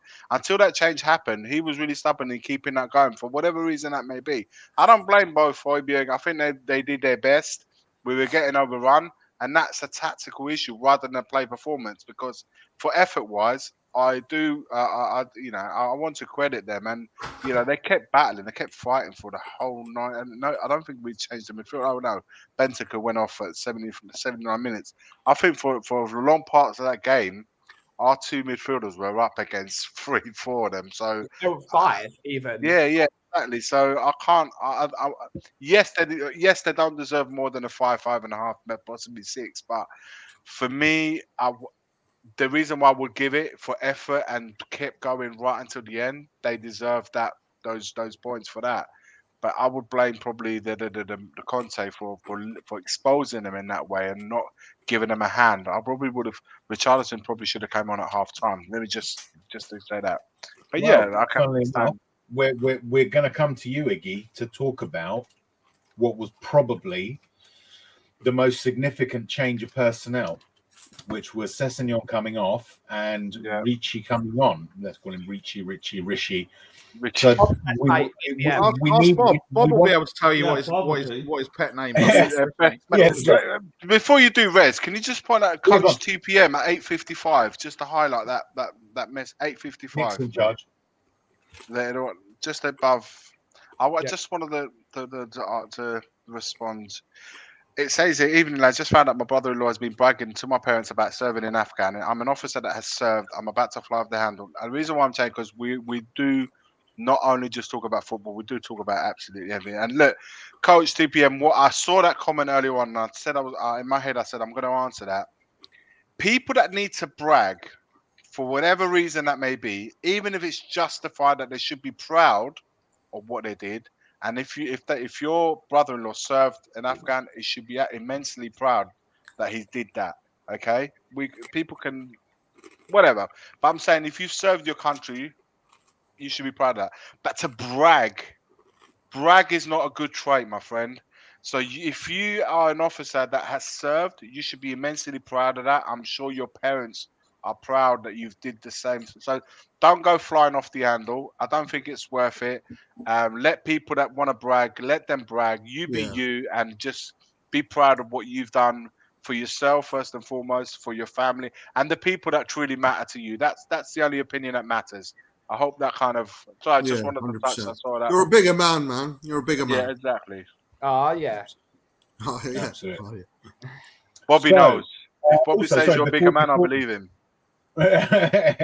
he's experienced it. Before we do, actually, backing up to you, Ben. Sorry, Bissouma when he came on. I thought What Bassoon did was you all think right. of his performance? I I know it was only 11 minutes. I wanted to play him the entire game because we needed that absolute beast in midfield, because he's coming up against what possibly, in my opinion, one of the best footballers of all time in his position in N'Golo Conte. And you need someone that can match him for physicality, for movement, for speed. And we went up against him with two players that are not only are quite stationary players. We needed that athleticism in the game. So I was quite happy with Bissouma's performance. But most importantly, he boiled Chelsea fans' piss by celebrating we equalised them. So Bissouma gets a 10 out of 10 for me because he boiled Chelsea fans. So Iggy, Sessegnon and Richarlison. So For me, yeah. we will go into Sessegnon later. That's a specific topic that we're going to have. Yeah. But are you asking if it's Richie or Rishi, whatever? To me, it's Baby Boo, but he likes being called Richie. Of course. So Sessegnon and Baby Boo. What did you reckon, Iggy? Well, no, listen. Our win backs were poor. Sess has to. He defensively we got battered on that side. Forward he offered 0 to nothing. Never took on his man. Never put any crosses in the box. So he didn't serve a purpose going forward, nor going back. So for me, it was a test that he did so brilliantly against Southampton, failed miserably for the against Chelsea, and that makes me wonder about Sessegnon. Is the Southampton games, is that his level? Is the Chelsea level a little bit too high? We would have to give it another 2-3 more games to really get the answer to that. But for me, I kind of figured that that's going to be his level, and these games are a little bit too high for him. That's how I see it. So that was an absolute failure in that position all day. Like I said, attackingly didn't offer anything. Defensively, Davis him and we're absolutely getting battered. It caused Dyer to come over a lot of times. He also got spun loads of times. So not brilliant. But Richie coming on, making his debut for Spurs officially on an official game. Listen, this is what you want from substitutes, man. Having an impact, coming on angry, hungry, ready to explode. We knew that once, the first game he had to sit out, watch everybody else play. He was always looking to come on and explode. He offered exactly the impact that we all wanted. He started pressing from the front. All of a sudden, the centre backs did not have the time on the ball that they had been used to for the first 56 minutes. All of a sudden, wow, this guy's giving them something different. Koulibaly and Thiago Silva weren't really exposed because everything was getting played in front of them. All of a sudden, now they're going to have to watch what's going on behind them. Or you see, so he served the purpose that we wanted and the impact that we wanted. I just cannot wait till this guy gets a goal, because I think the moment this guy gets his goal, I don't think he scored. Has he scored did he score in the friendlies? No. I don't think he did he? No. No. So I'm honestly thinking if this guy gets the goal, gets his goal, I think he's going to go on a run of goals. He's there, guys. He's there. He's so hungry to prove his worth at Tottenham that I think it's just only a matter of time. It's not, he's going to hit one and he's going to start scoring on a regular basis. I see that happening. People were questioning, weren't they, Rez, and about he was the big fish in a smaller pond at Everton, and he thrived on that. I think it's the opposite. I think it will thrive on not being the big fish and having to come on and make that impact. And we have to get perspective. It was 11 minutes to go. The defenders were tired. They were one less in midfield. Kane hadn't been doing that much with regards to pressing the defence, and he was doing the pressing for him. So there is a bit of perspective. I'd love to see him start and see if he can do that throughout the game. But I think the mentality that he's showing and for what people are saying, he'll thrive on it. He'll thrive on the fact that he's having to prove himself again. You'll see it as a challenge, and a challenge that I think he'll want to take on. To be fair, he played 33 minutes plus the 6 minutes added on. That's like quite nearly a half there. Yeah. But what I love, the one thing that stood out for me the most is when we scored the equaliser. He was straight in there with the fans celebrating like he was one of us in that moment. And that's the thing that I've loved the most that's seen him, is how quickly he's immersed himself in the Spurs world and how quickly he's already taken in. The fans have taken into him. I know Peter Simon says not convinced Richie will score many goals, but makes an impact. Peter, I think he will get his fair share of goals. I'm sure he'll be an impact player off the bench and from the start. But for me, he's going to score his fair share of goals. If he scores 15 goals this season, but whether he starts and coming on, I think that'll be that's a reasonable. Yeah, I think that'll be a good season for him. Yeah, that'd be a great season. Imagine if Bob was there. He would have gone straight into the crowd, given Bob a biggest hug. It would have been like the end of the season. They had a private celebration together after. Oh yeah. Yeah, I was gonna say he knew he was gonna see Bob after. Yeah. It would have been a beautiful moment. Yeah. Absolutely. So Bob, Deki Kulusevski, he acquitted himself. How, in your view? Yeah, it was all right. I was up against, Yeah, it was all right. It was nothing again. A bit like Sessegnon, although Kulusevski's proved it a bit more, way more than what Sessegnon, like Iggy said. Maybe there are levels. I'm trying to remember. He had a good game away to City, but we all did. That was, for me, the performance of the season. What other big games has he really turned up for? The same could be said for Sonny and Kane, I suppose. Maybe I'm being a bit unfair. No, we were up against a really, really good team. He got fouled, I believe, but of course the media won't look into that. Sky won't look into that for Chelsea's second goal. But, he could do better. School report says must do better, must show for the ball a bit better. Runs need to be better. He is very one-footed. I've got no problems with that. Hey, Messi's one-footed. Robin was one-footed. I'm no way comparing him to them, but one-footed players can be good, can become good, great players. So, as a whole, on this particular game, it was day and night in comparison to his performance against Southampton. The level was a lot higher. He needs to show up a bit more and show a bit more of himself, against these bigger teams. So we don't have to tell Kulusevski what kind of poor game he's had. He would have known that himself. For me, 5.5, if I'm honest with you. I think it was his first time there, wasn't it? His first time playing at Stamford Bridge, so we'll have to give him a... Yeah. So, Bobby, you come to a player that's courted some controversy amongst the fans recently. Heung-min Son. What are your thoughts? I love Sonny. He's world class. He's been fantastic with us since the day he put on a Spurs shirt. He's been shit. There's no other way to put it. He was shit in the first game. He was even worse this game. Was he pocketed out completely by Reece James? Yes. Was it his inability to get on the ball or balls being sent up to him properly. Many different factors for both sides of the argument here. But at the end of the day, as far as I'm concerned, something needs to reignite him. I know I spoke to a few of you regarding this already. I honestly think that I'd like to see Richie start on Saturday in his place and kind of, I just want the entire team to know that nobody is untouchable. And my friend Scott M wanted me to add in that he thinks we should sell Sonny for a bag of Monster Munch right now. And I just think it. Oh, pickled onion, of course. There's no. All right. Yeah. All right.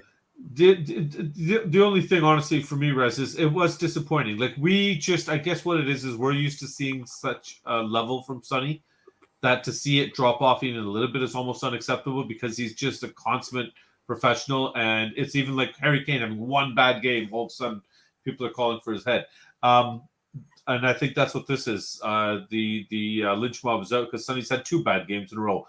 But the only reason the lynch mob is out, and I think rightfully so, is because we have the options now to bring somebody in that can impact that side of the field positively, hopefully. And what did you think of Perisic when he came on? Oh, he did great. Look at the crosses immediately, the corners coming in. Immediately, you saw the difference in the way the ball was being played forward. So there's no doubting. Like I was one of the ones that was rooting for Cesc to start in first place over Perisic, and I'm completely wrong. If you have quality available, quality should start. Yep. And that's where the Sonny, I guess, comes on with the argument is that everybody's going to say, well, Sonny's world class. Doesn't matter if he's had a dip in form a game or 2. He should be starting every game.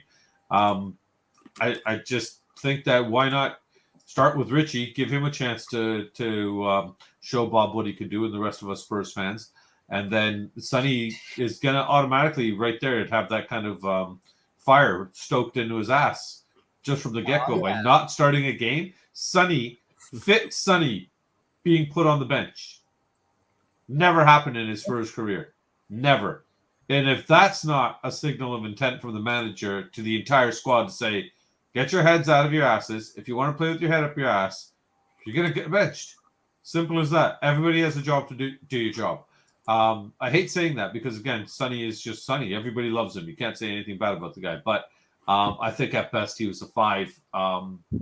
First half, he was completely pocketed out. He was completely invisible. The second half, he had that one chance. I'm pretty sure Kane had sent him in on, and Mendy saved it. And even that one, I would say 7 out of 10 times, even 8 out of 10 times, we expect that Sonny will put that away. And Stuart, this is what the argument could be, not after 2 games, because do we give him the 3rd game to come back? Like, this is Wolverhampton. If there's a team that he could bounce back against and show himself being Sonny again, then this is the game. But I also, what's the point of bringing in guys that are going to challenge for these spots? And if you're going to, okay, there you go. Well, pretty much. Yeah, so Tom, what's the point of what I was going to say? Yeah, you're not going to play them. That's if a what player is off form, yeah, bench them and give them a kick out of the arse. Tottenham have to stop being so soft. This is our problem. Yeah. No, Tom, you stole the words out of my mouth before I said them, buddy. That's exactly pretty much the line I was going to go along. We got to stop this sentimental bullshit and playing players because we like them or we love them. And there's nothing sentimental about it, though, Bobby. I think this is insane. I think it's absolutely insane that we're talking about once. Listen, if we are, and listen, Bobby. Listen, I said it, and I said I'd go to war with anyone when it comes to Son, and let me explain why. If we are rotating, which is what Richarlison has brought in to do, to rotate with our forwards, when in September the games start becoming thick and fast, then you're right. Why did we bring in a 60 million player if we're not going to have him involved? We are going to have him involved, and he will be rotating with the other 3 players. Sometimes you'll start instead of Kane, instead of Son, or even instead of Kulu. Yeah. That's absolutely fine, and I'm in total agreement when it comes to that.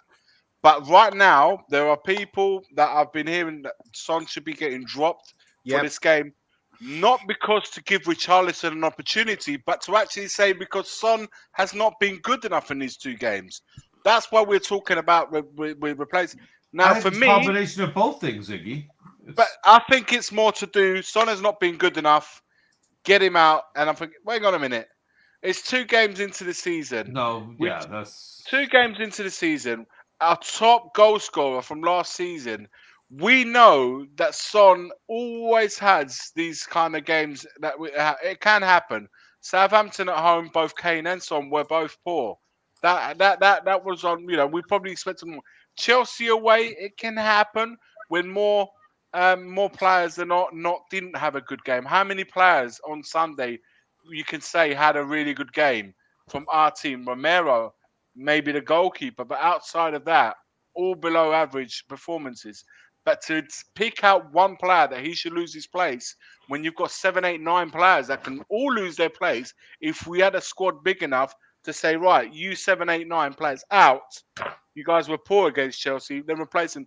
Why are we talking about replacing that one player? You hit the nail on the head, Iggy. If we had the players that can replace those 8 or 9 players, replace Bobby, them. What I'm trying to we say have is a player with Richie that can replace Son. Out of the 8, 9 players at the same level, almost. But Bob, out of all the rest players of them, that we we're don't talking have about, that. but out of all the players that we're talking about, 8, 9 players who had a below average performances, we're talking about dropping one player. And it's Sonny, guys. It's like we know that he's the kind of guy that he starts on the weekend. He might go and bag himself a hat trick, and you think to yourself, what was that? The two games all of a sudden have gone. For me, the only reason I say that is because Iggy last year we had the 5. He had 5. Sorry, Tom. This is not sentimental bollocks. To me, it's not sentiment. It's not sentiment. For me, it's nothing to do with sentiment because if I think a Jet player's playing shit, he'll be out of the team straight away. I think to drop Sonny, I mean, it's insane how we're talking about this. Is Sonny and Kane are undoubtedly 2 of our best players. Romero's our 3rd best players in the team. We're talking about dropping him to give Richarlison a possibility. I think Richarlison will get his possibilities, but right now we're having 1 game a week. And for me, you start your best 11. 1 game a week, you start your best 11. If they're fit, they're good to go. Sonny should be in that 11. Now, that's not to the demerit to Richarlison. I think Richarlison will get his opportunities, but right now, this is not giving Richarlison opportunities. This is saying drop Son rather than give Richarlison an opportunity. I don't like the sound of that. Fair enough. But I'm saying, Iggy, for me, it's a combination of the two. Wait, 1 second. What happens if against the next 2 opponents, Son has that same malaise that he's had for the last 2? At what point? No, do we turn around and say 4 games and it's a different story? Performance is 4 not games. No, 4 games is too many. 4 games playing the same way, it's too many. I would say that. But that's what I'm saying. Iggy, you have to use the same measurements. You have to use the same measure against Kane, against Kulu. You have to use that same measurement with all the players. At what point do you accept Sessignon? At what point do you accept Sessignon's bullshit performances? Emerson's all season. Do you understand what I'm saying? At what point, Dyer? At what point do you have to measure everyone? Who do we replace them with, though? We don't have an adequate replacement for Emerson. We don't have the adequate replacement for Sess or Dyer. But we have an adequate replacement for Kane, Sess, or Sonny. If it was any of the 3, I would say this. The only reason I think Sonny is getting more flack out of 3 is because Decky scored against Southampton and Kane scored against Chelsea. So that's why he kind of, out of the front 3 where Richie Wood could come in, that's why Son ends up being the odd man out of the 3.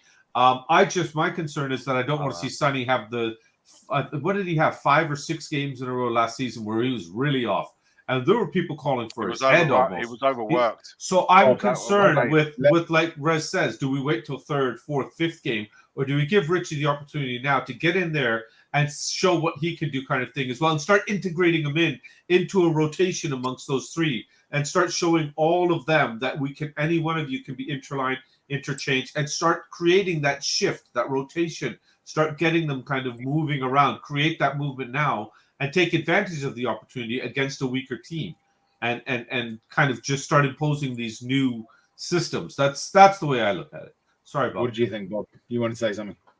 Yeah, first of all, Tom 81, I agree with quite a bit what you said, mate. But then you question ifs and maybes, but then ask, what if Richarlison scores a hat-trick? So kind of going against your own argument there. I'm probably the biggest Richie fan you'll find certainly amongst this stream. You do not drop, and I agree with Scott M as well, You do not drop the best left winger in the world. To us, he's our Messi. To us, he's our Ronaldo at peak. To us, he's our Mbappe alongside a Harry Kane. He will show. You're right, Bobby K. He had 5 shit games. Guess who had to share? Salah had to share the golden boot with him. He didn't share it with Salah. Salah had to share the golden boot with Sonny. To me, he is world class. He is one of the, for me, some would say last season, he is the best player we've got. And after 2 games, whoever says that he deserves to be dropped about Richarlison, I agree with you. We've got some backup there.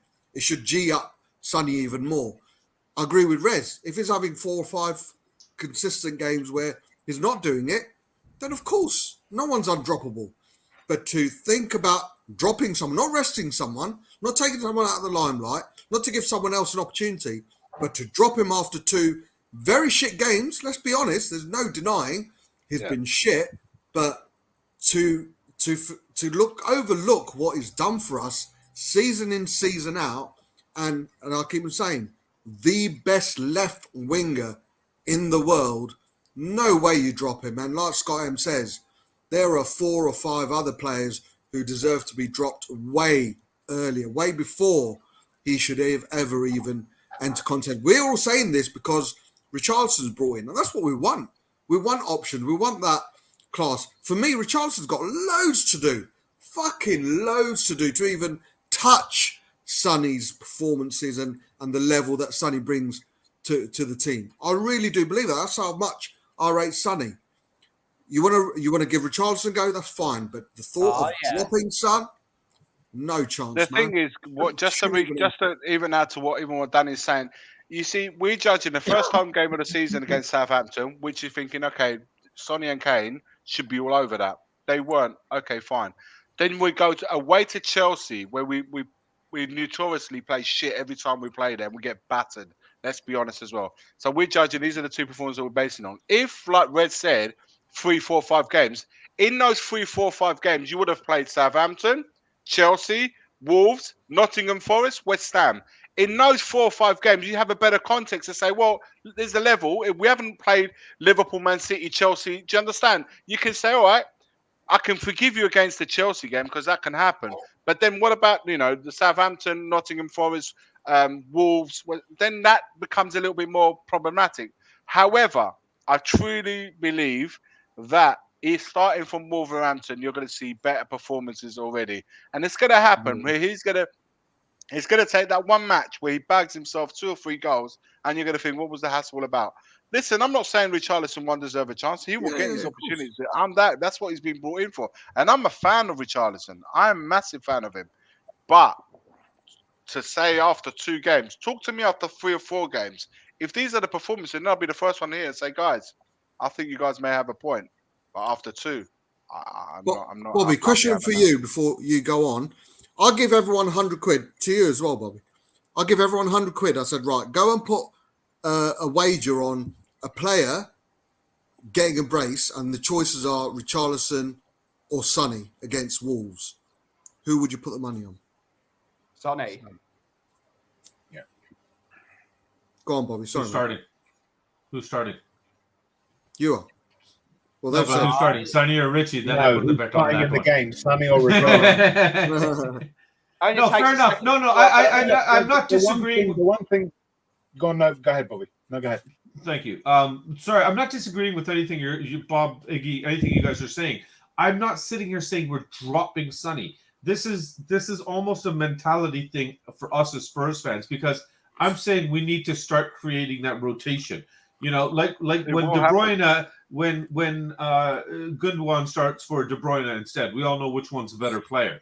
But there's not a big uproar about why is this player starting. There's a rotation over there. Man City knows to keep winning and winning and winning, all these things. All these quality players have to rotate, and nobody bitches about it, kind of thing. I'd like to see that system start coming into play. That rotation will happen. And we need those players, though. We need the other players, right? That rotation will happen when we start playing 3 games a week. Right now, we're playing 1 game a week. We're 2 games in. They're not knackered. They're not tired. They're not physically exhausted. They are able to play. But there's something off. There's clearly something off. It That we're not disagreeing with.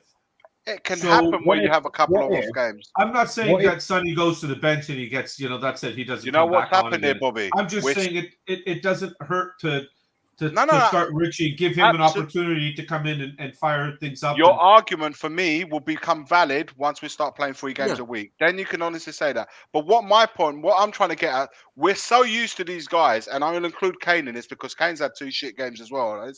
Listen, the goal saved him, but performances over the 2 games have been poor for his standards. And this is what we're talking about. We're so used to their standards being up here that as soon as they're a bit off the boil, it becomes massively noticeable. But we've gotten used to that standard up here where other players we get so used to them being here that every now and again they give us a little bit of a performance and they drop down and we think, wow, what a play. Oh, Emerson, we've got Sessegnon back.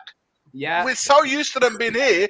Let's let them be up here, and then we can evaluate better. That's where I'm at with it all. There is one thing to bear bear in mind. We're asking the Sonny to be dropped and not Sessegnon is absolutely ridiculous. That's the play. That was an awful. We will get onto that, Ben, definitely for certain.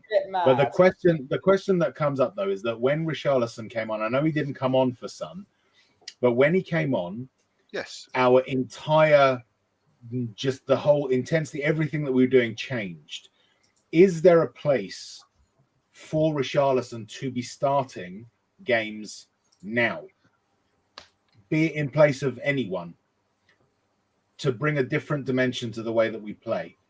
And what about his effect against Chelsea? Isn't that something we should be tapping into? That's the question that I would put to you guys. Is that something that we should be looking to tap into now rather than once fixtures start to pile up? That's a hard one. Naturally, you'd say if it wasn't Sonny, then you'd look at Kulusevski. But again, Kulusevski made a bigger change for me down that right-hand side than Diaz did at Liverpool on the left. He was a game changer last season. And when he was poor, we had Lucas come in against Leicester, who couldn't kick a fucking football in that game.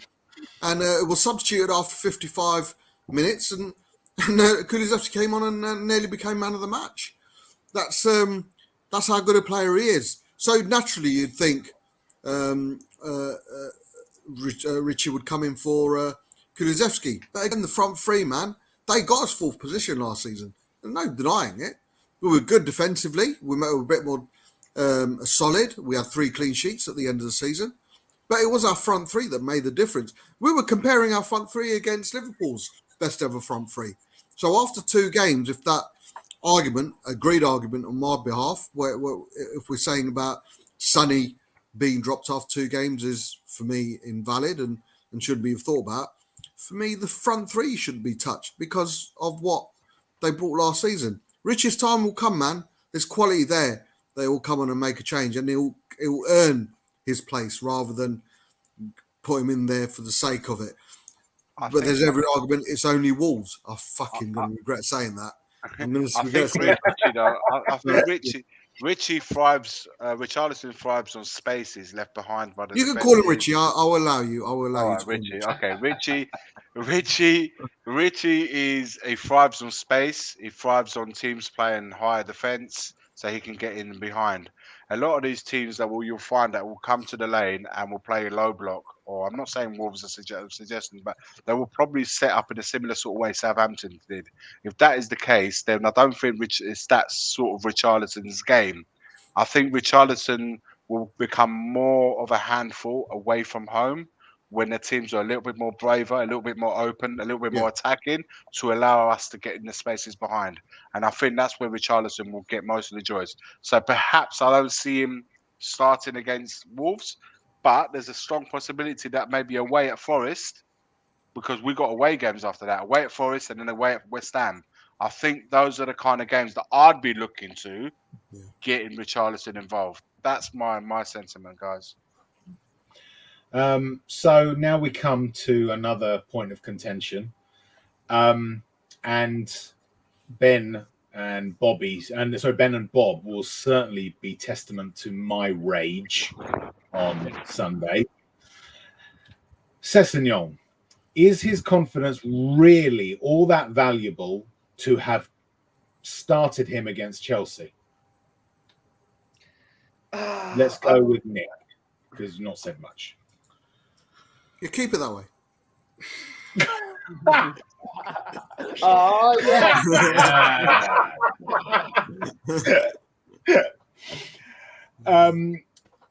At least he's awake. No? Oh, I forgot you can bring me back in. We both have control. This is dangerous. This is dangerous. Yeah. What do you reckon? I mean, I was vocal. I said, you know, I'm tired of Sessegnon already. In terms of if you've got someone better, if it's a choice between Sessegnon and Reguilon, fine, I can understand that. But now that we've got Perisic, I understand he's got fitness issues. I really do get that. But I just my patience is really just there's that much of it left, and he showed nothing for me on Sunday to justify him being even considered as a first choice right now. What do you guys think? And we'll start with you, Nick. Yeah, look, I think we said it earlier. If Perisic is 100% fit, then he starts. I've seen nothing. You could argue, yeah, I did say Cess had a good game, but a good game, like Iggy was saying, in regards to his standards. And again, going back to Sonny, had a poor game based on where we are with his standards. It's all about standards. And at the moment, he's just not good enough. He's just not the person that we need. And answering the question, is his confidence really all that valuable? I couldn't give a shit. He's getting paid X amount of thousands of pounds a week. He needs to go on that pitch and do what he should be, run at people, attack at people, not whimper at people. I mean, he's become like last season we saw everyone going down the right-hand side to attack at Emerson. Now they're going down the left-hand side because they can see he's weak. Yeah. And I just think we need to, as much as we're sitting there and saying he's going to get time, what's the betting in the next 3 games he gets injured? I just think that, and I think then that would be, if he gets injured and, you've got a 33-year-old that's ahead of you, you may as well, he hasn't, whether it's the league, whether it's his ability, he played well at Fulham. Yes, he went into Germany, played well, but what is it about that big club that he can't go and do the business? If he can't get over it, then he just needs to go, Bobby, what do you reckon? Is it time? Is it now time? Is it a case of a not 100% fit Perisic is picked now over Sessegnon? Has he shown against Chelsea that he just doesn't have it at the right level for us?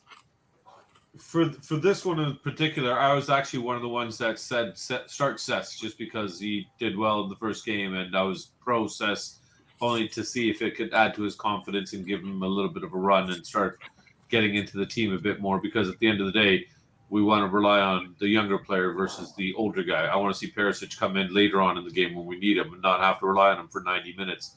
And like the boys already kind of touched on, the fact that we got all the extra games coming up soon, I don't want to put Perisic and his aging body under that stress. But now, after seeing the performance and what a difference Perisic made, even if he's at 80%, it's not even questionable anymore as far as I'm concerned. The guy starts. There's nothing.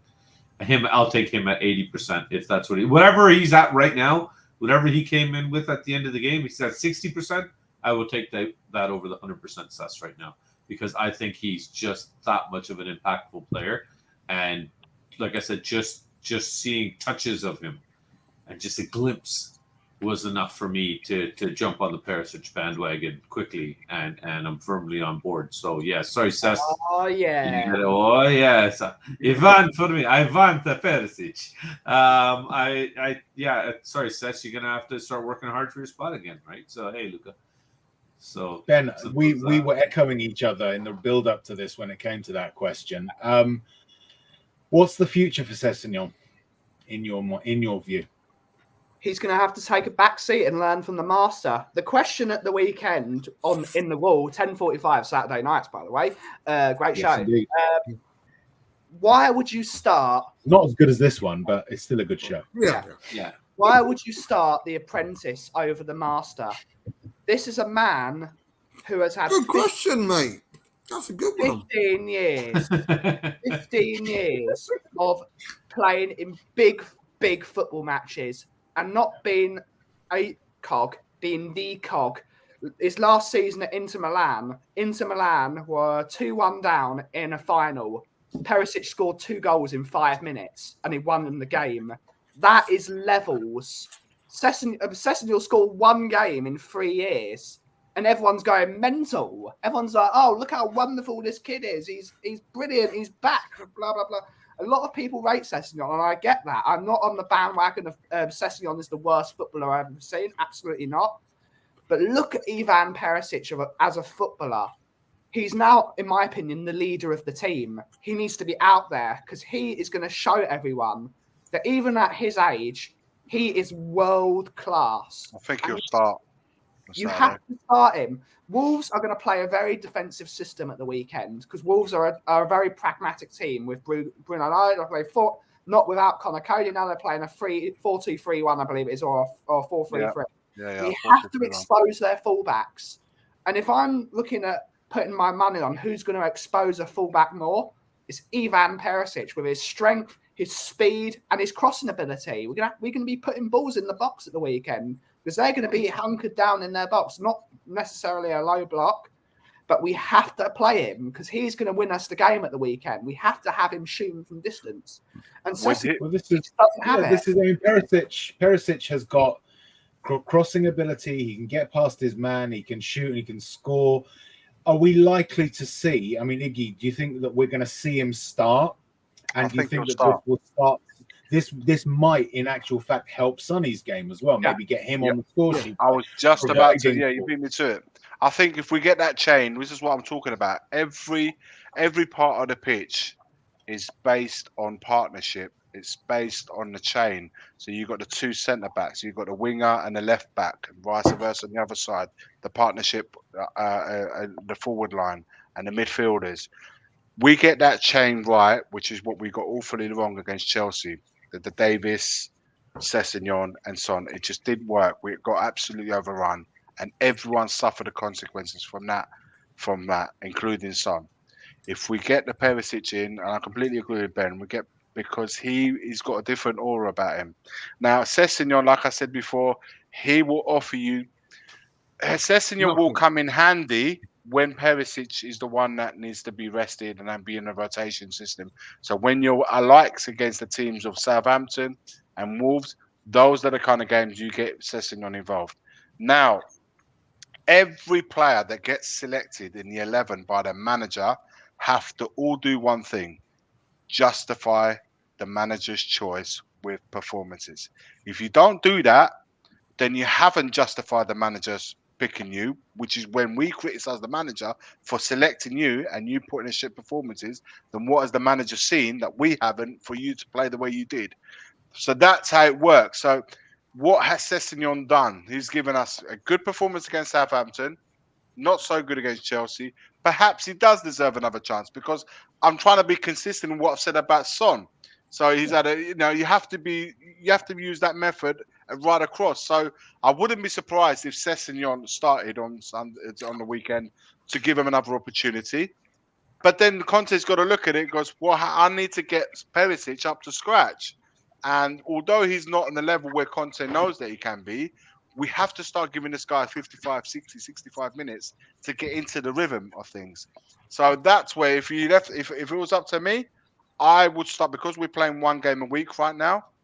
We need our best 11 on the pitch. For me, Perisic results as that part of the best 11. For me, he starts, and not only for me, Bissouma starts. So the quicker we can get these guys into rhythm, match rhythm, the better it is for all of us.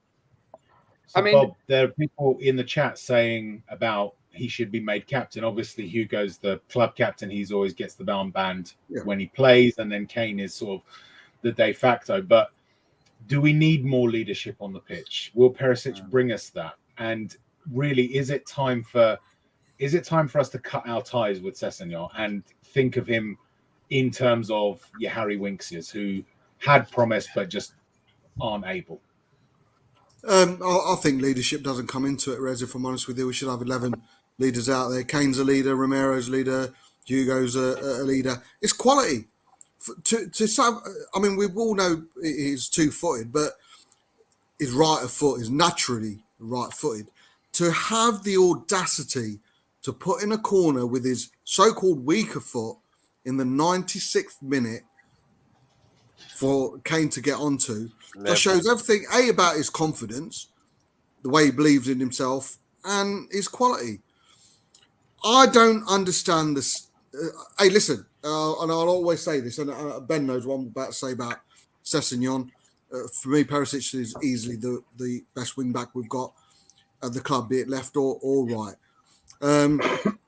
But I don't understand the give Sessegnon another chance still. And I know what Iggy's saying. Logically, it's a right argument to have. If we're judging Sonny after 2 games, we can't with Sessegnon.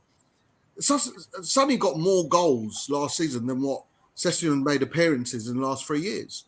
The guy's got just as many cards as he got goals, assists, and games in 3 years. Guy's made 23 appearances in 3 years. That's not his fault. He's injured, but he's going to be fragile mentally as well as physically. That's not his fault, but it's not good enough for us. I want Emerson to go out and be the best right wing back in the world when he plays. Eventually, when he'll become the best right wing back. I want Sessegnon to go out and become the best left wing back, not only for that game, but for the whole season. But you asked a question earlier, Rez. At one point, do we go, nah, enough's enough? I've seen enough of Sessegnon to say to me that he doesn't have the confidence. He looked absolutely... He knew how shit a game he had when he was coming off. He didn't even bother. I thought he first didn't shake Conte's hand because he was a bit pissed off. Nah, he was pissed off with himself. He knew what was going to come his way. He doesn't have it in him. I don't rate him. I hope he turns it around, but I don't think he will. And for me, Perisic should start. Like Bobby K says, a 70% fit Perisic is probably twice the player than 100% Sessegnon. The question is, when was the last time we've seen Sessegnon at 100%? I believe never. Yeah, that's a good point too. So you think he should start then? What about Reggie? What about Reggie? Have we completely written him off? Yeah. He's done, eh? Nobody wants Reggie's anything to not do with good him? as a left wing back. He's proven it. As a Yeah, left, but above Sess? he's not at left wing. He's a better player than Sessegnon is. There's no doubt. But in this system, he is awful. He has been awful in this system. Every time he's played as left wing back, he has been shocking, like worse. Which is why he plays. The reason Reguilon is being kicked out of the club is not for footballing reasons, in my book. It's because he's always late. He's no discipline. And there's been multiple outlets. I've heard this from many sources that Reguilon is one of the people that Conte changes his training time every day because of people like Reguilon, because he's always late. Reguilon does not have the mentality to play for Antonio Conte, who wants you to be there exactly on time. You're going to train for this amount of time, you're going to cool down for this amount of time, and then do this. Reguilon is not got the mentality to play for an Antonio Conte, which is why he's kicked him out. So Reguilon has himself to blame, the reason he's not in the team. But also, he's been shocking at left wing back. He was great in a 4, but as soon as you put him in a 3, as a left wing back, he's awful, which is why he doesn't play. He should be embarrassed that he's playing with someone worse than him because he can't play in the system. He should be embarrassed. I think there's a personality clash with Conte as well. I think him, Lo Celso, they've all had a bit of a personality clash. It happens in football clubs all the time. Absolutely. Yeah, I mean, so obviously we've sort of delved into it. You know, we've looked at what was. I mean, I still think it was a well-won point. Not in terms of how we played, but it was a satisfying enough point. I would have liked 3. Obviously, we all are desperate for 3 points. But for certain people,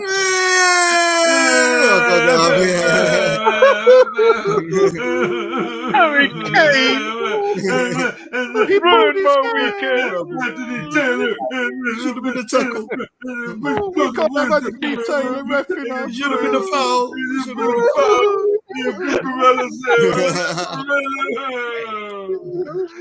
Anthony Taylor should never referee again. Never I don't want to see him at referee. He hurt my hand. I can't wank off anymore. Oh no, wankety wank on Saturday. Oh no. I'll tell you what, though, there's a load of wankety wank faces just Oh, there is. 2 hours in, Bob, as well. You got a load of wank. right? I'm gonna do my motif. And we'll Okay, go damn. around this. What I want is a one-word answer, and then we'll go into a thing. Okay? So, on a scale of 1 to 10, how fucking satisfying was that, Iggy? Fantastic. Listen, it was No, one word. My God. Bob, on My a scale of 1 to 10, how fucking satisfying was that? was orgasmic. Orgasmic. Bob. Robert? Robert. If there's Robert? such a word, oh yeah. Me? Oh yeah. Budget. Bobby, No, on a scale of 1 to 10. What do you say? What do you say, Bobby? You sound Turkish. Tomato, tomato. Would you like any sauce with that? Chili. Garlic sauce, mate. Garlic sauce. Garlic Always chili garlic. boss. Bobby, on a scale of 1 to 10, how fucking satisfying was that? 15. Beautiful. Nick? I mean, I was going to say 200, but it's got to be 114. No, that's not 114. right. 114, yeah. Ben? There's only one word for it, and it's supercalifragilisticexpialidocious. There you have it. But it's Talk to us, guys. Come on. Now let it out. Let it out. Iggy, you were going to say No, sorry.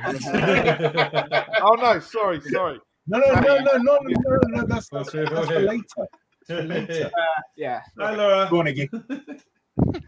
What? I said one word. It was orgasmic, didn't I? At the beginning. Expand. You were luxuriating in it, as we all were. Harry Kane ruined my weekend. Oh, listen.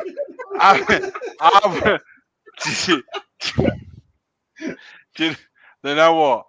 I had so many messages that day of that intro, regarding that intro. People were fucking dying. Like, honestly, they were just laughing their heads off. But Chelsea fans, of course, they didn't take the banter too well. And I'm like, mate, you lot be moaning about how Cucurella, Romero should have got sent off. Your manager's now moaning about Anthony Taylor should never referee at Stamford Bridge again. You've got Conte should be suspended and for life. Kane, it just goes on and on. And for 3 days straight, Sky Sports trying to get see if Romero can get banned. And then only to find out you can't get banned for bullying someone's hair because it's not part of the rules. I mean, this is just insane. For 3 days, I've done that video on Tuesday. That was the second day. So 48 hours had passed, and I was still reading about them being absolutely salty. Get over it, mate. Get over it. You'll get a chance to redeem yourself at White Hart Lane and return leg. So do not worry about it. Look, for me, absolute salty, and that just tells me that didn't even happen against the North London derby when we beat them 3-0. They weren't even that salty. Yeah. They weren't as salty 48 hours. It was that, there was no game. You guys deserved it. We lost. That's it. It was banter for a little while, forgotten about. These guys, 3 days on, still get texts to this day saying, to this day, they won't let it go, man. And when I heard Romero... Sky Sports aren't letting it go, Iggy. Yeah, when Romero got injured and they said, he could be out for 3 to 4 weeks. Good, the bastard deserved it anyway. And I'm like, whoa, hey, relax, man, chill out. They're not going to let that's going to stay for a very long time. Mike Dean has admitted on Sky Sports or Mail Online, wherever it was, that he made a mistake by how often has Mike Dean ever come out and said he made a mistake by Never. not getting the referee to come over to the monitor and Oh, have a my, look at the that. pressure that Yeah, must Paul. be on right now. Paul Mate, Merson today, no. who we know is an Arsenal legend, but he's also a massive Chelsea fan. We know that he's a Chelsea fan, and he's putting his two per one. He doesn't need doesn't need any second invitations. So I know this is just Mike Dean. This is just Mike Dean turning into the media whore that he's always wanted to be. Yeah. Have you seen? He's been on every. I mean, he was on that shitty Sky whatever crap they pump out on Saturdays. It's like, listen, mate, you're not a celebrity. Let it go. Yeah, let it go. Boys, I don't know if you noticed because you didn't make mention of it, but 601, congratulations. Oh, big up. Oh, yes. Well done. Reyes, go and get that apricot jam, mate. I've got to go and buy some actually. So I got marmalade. Hold on. I'll eat some apricot jam. Peanut butter. The worst thing about this, the worst thing about this is Chelsea fans calling us cheaters. That game last year, Thiago Silva dived in that last minute when we should have had a goal. He dived, like full blown cheated, feigned injury and cheated. They say it's experience. Fuck yourself, Ben. I think the funniest thing was someone a Chelsea fan ringing up Talk Sport saying, "You know what? This celebration was a bit far-fetched. You know, fucking hell, it's only a draw." Excuse me, go and see when he drew with us. When drew us for the Leicester. Yeah, man. Bob, check that celebration out, you bunch of... Bob, that wasn't a Chelsea fan. That wasn't a Chelsea fan. They don't have the dexterity to actually type numbers into a phone. Yeah. It was someone. Listen, the biggest fuck you should go to that guy that did that was photographed. Yeah, as Sonny was taking a corner. Absolute fucking disgrace. Yet again, this is not. I'm sure not all. Listen, I will say this: not all Chelsea fans are like that. Like all fans from any team, but you always have that one section, and just unfortunately, it seems to always seems that there are always a section of those Chelsea fans are always in the thick of these things. And I'm to be honest with you, I'm fed up of it, guys. Honestly, like I've seen these sort of things happening at stadiums, and not just against the Son for any abuse of it. And you know what? If we sit there and watch it and we're witnessing it happening before us, then we're part of the problem as well. So that's what the purpose of the video this morning was that I did was that it's got to change. And I don't know, man, in 2022, is there a real will to change that? Is there a real will to challenge that? Is there a real will to actually ban these people for life, not getting a £184 fine, suspended only to return the following season? Only to make token gestures. That's all that they care about. Yeah, ticking boxes. Listen, if that Chelsea fan hadn't been caught on camera, they would have done fuck all about it. Yeah, that's exactly. They would have done fuck all about it. All right, because it's not about. You know what? Let's bring up my rant. Fuck it. Come on, then. Come on, do it. Right. So this is the same bollocks that we've had, and I will say it, with the forced taking of the knee. Right. This is just gesture politics. It is just so these companies can turn around and say, yeah, we're involved in the fight. No, we are fucking not. Okay? This is all bullshit. All right? All we see is gestures, and there is no appetite for any of these corporations to actually do something about it. And I'll tell you why, because it's not profitable. Yeah? The only profit that there is to be made here is for people to believe that they are not racist. But ultimately, a corporation is not a person. It's just a thing. It can or it can't be racist according to what is happening by the people who run it. And the people who run it, it's not just a case of they don't want to do this. Legally, what they are supposed to do is make as much money as possible for their shareholders. That's their legal duty. So they're not going to spend time on that. They're not going to spend resources on that beyond the marketing aspect of it. Yeah. And until such time as we get out of this idea that our politics should be run by corporate interests in terms of what they tell us we should believe, and actually start standing up for it ourselves, it's not going to change. Yeah. Okay. Very well put. It's true, unfortunately. Yeah, Fuck Chelsea. And Fuck Chelsea. And look, Chelsea fans, keep carrying on. Then we won't have a hose pipe ban next week because there'll be so many tears. You've already flooded my shop, you Chelsea bastard. Exactly. with- Ben, is the guy that lives up in the flats above your shop? Is he a Chelsea fan? He just came out and he was just like, No, it's worse. It's worse. There's been so many Chelsea tears that the amount of moisture has collected, evaporated up into the sky, and caused a torrential downpour. That's how bad. It's not just one guy; it's the whole salty bunch of them. 601 subscribers, guys. Boop boop boop boop.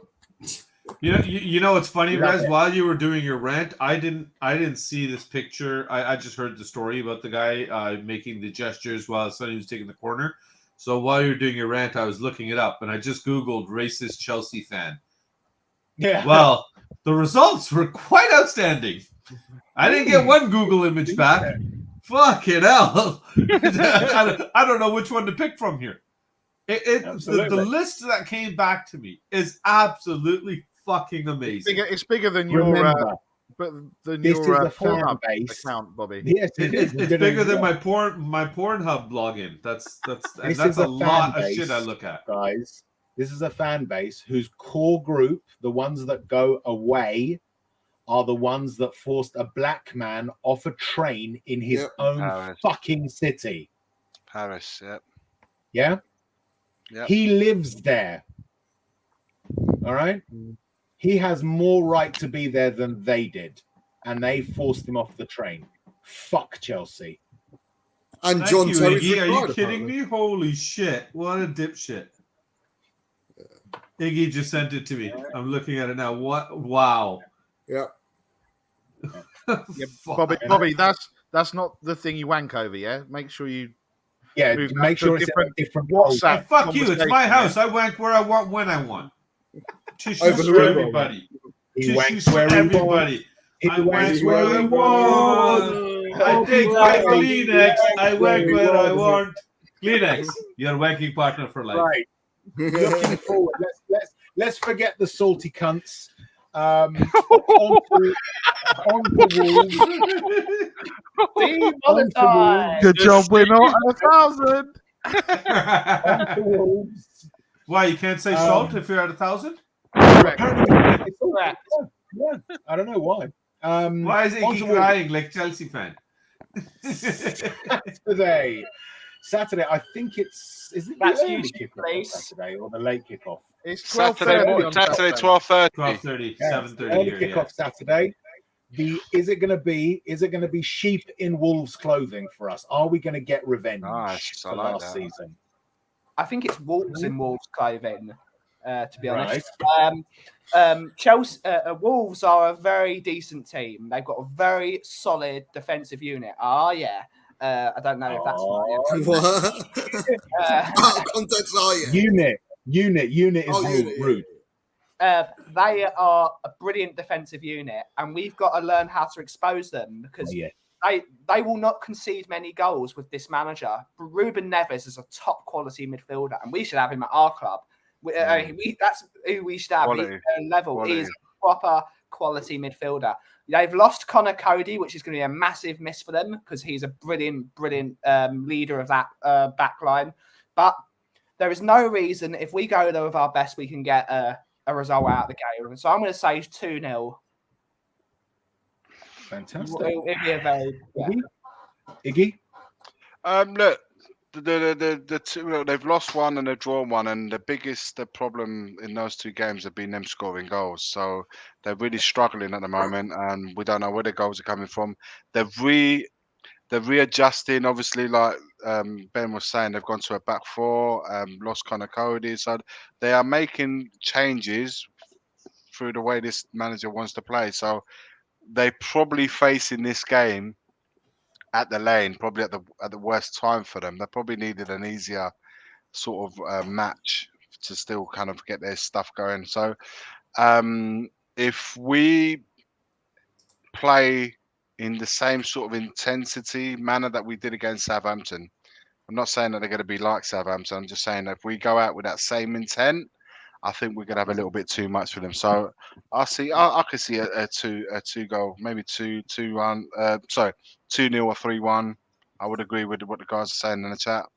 And but they're going to offer us a different proposition. I think they're going to be a different proposition to Southampton. I think they're a little bit better than Southampton. I have to say that they always give us problems when they come out our ground. But I do want to, in a similar fashion that we did against Southampton, where we lost points against them last season, I want similar sort of us to get our retribution from the loss at our ground. And I think our crowd and our team is going to be a little bit too much for this Wolves team right now. Excellent. Bob, are you doing your traditional? Yeah, you know what? As poor as we were against Chelsea, if you can't come away from that game with an abundance of confidence after getting that last-minute equaliser, then, we might as well give up. We should be taking away so much confidence from that result, not performance. Yeah. The fact that everyone knows, Conte, Kane, whoever you spoke to, knew that we had to do a lot more. But the fact we played so poorly against one of the best teams in the league and still came away with a 2-2 should give us that bounce, should give us that confidence. Wolves, I disagree with Iggy. One thing, it should be a very Southampton-esque performance. If we show the same vigour and a bit more confidence than what we had against Southampton, I believe it was follow on from last season. There's no reason why we shouldn't beat them 4-1. Nice. 4-1, yeah? Nice. Are you there, Bob? Bobby K? No. Bobby K? No. Yeah, like Bob said, basically, we should be coming off a high from the result, not from the performance. And at the end of the day, if we're going to be as successful as we as fans are all hoping to be, then these are the kind of games we must win. It's simple as that. These are the games that we have to do it through creativity, through flair, through our sheer firepower, or digging in and through grit, whatever it takes. These are the games, no matter what, we have to get the results. So I'm hoping for a comfortable. Well, I'll go with the 3-0 and hope that we can get bounced back. And if Conte listens to me and he starts Richie, then Richie will score 2 goals and Kane will get the 1. But if he's going to stick with this whole listen to you guys and the whole give Sonny yet one more chance, I guess then we'll let Sonny get the brace. It's a good song, that One More Chance. Just one more chance. Just one more. Yeah, I think this is the one where we've got to bounce back. Simple as that. We've got to come out high and mighty. It's an early game, So, yes, high and mighty. And we come out on top too. Yes, Faz. Actually, as long as we come, I don't care. Comfortable 3-0 for us, I think, on this one. And I'll give Sonny the brace just because Ziggy and Bob wanted to start. Randleton. Yes. What's your prediction, sir? Well, as I've slated Sonny for the last 2 weeks, not as far as maybe Bobby K has. Close. Oh, he sucks. Then he's probably going to score a hat-trick on Saturday. And Will and C Cubed are going to be like, "Oh, there you go, Barry. We told you." So yeah, I do you know what? I wouldn't be against it because I would actually love that to happen. So it would be just perfect. It would shut everyone up and everyone would be able to laugh about it, and then we can say, we told you.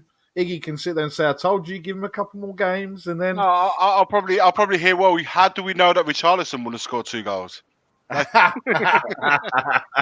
The day that Spurs fans invent the time machine is listen to going to me. be a happy day for all of us.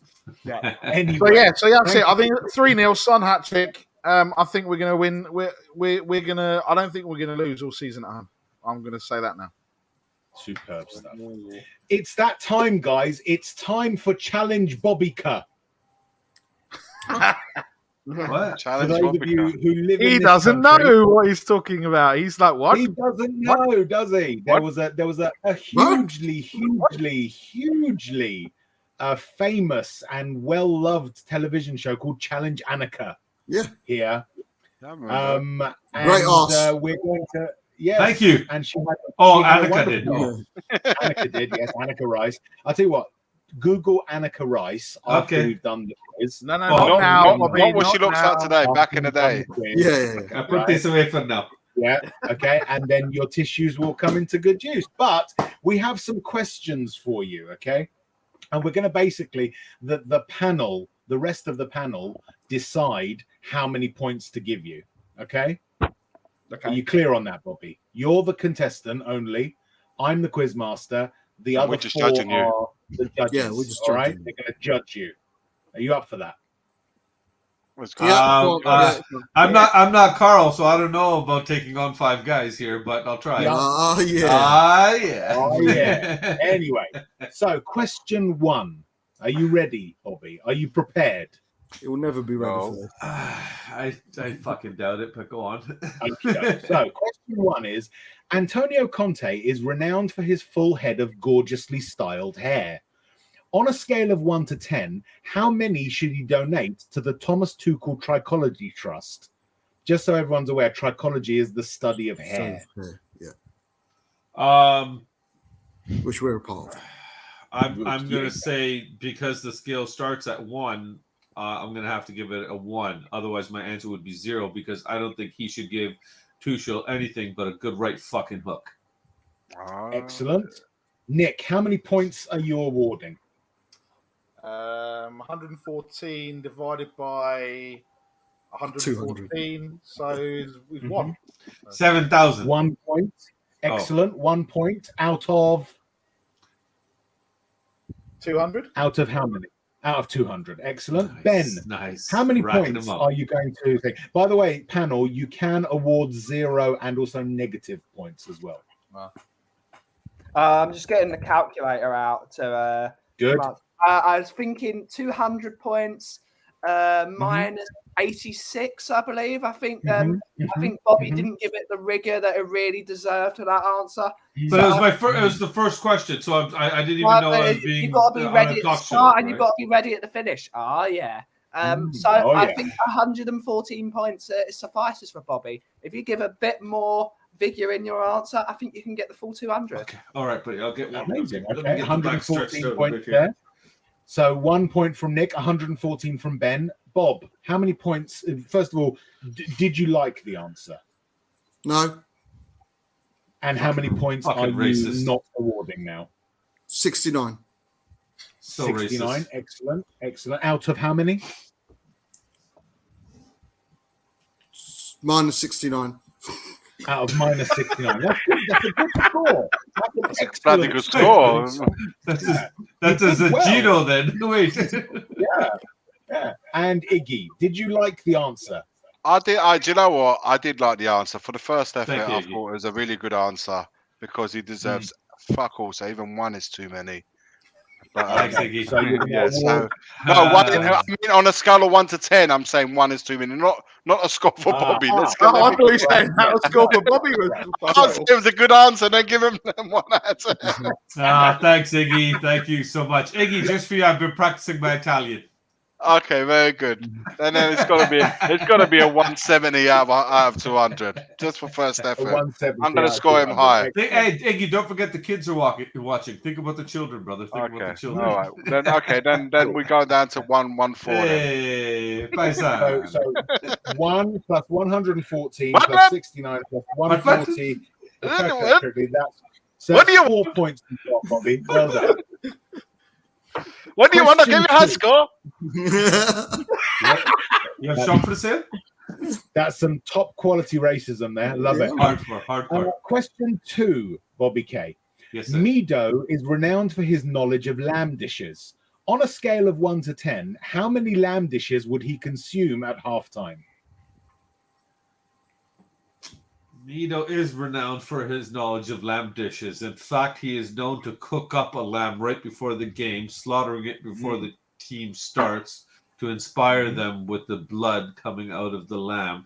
So at halftime, because he knows it's heavy, you're being he's judged smart. on your answer, by the way, guys. Oh, yeah, but I gotta give a winded one to Halal Nick here. that, So, bro. how many lamb dishes would consume at halftime? I'm gonna say Allow that, bro. 4. Allow that, bruv. 4. Excellent. 4. So we'll go in reverse. We'll go in reverse order this time. Bob, on a scale of 1 to 10, did you like that answer? No. What would you have done Racist. differently? Nothing. I would have said, why not chicken? And so how many points? 69. Would you be giving Bobby that? 69 points. Excellent. I can see there's a pattern forming here. There's a pattern forming. Yeah. Iggy. Did you like that answer? I'll be honest with you, I completely fucking missed it. I'm not gonna lie. It went over my head. Simple. It's on the fucking screen. I know the answer. Well, that was the question. You see how much attention Bobby's paying? I didn't hear the answer, but he's telling me that the answer is on the screen. I believe that is the question, Bobby. What? What would you have done differently? What?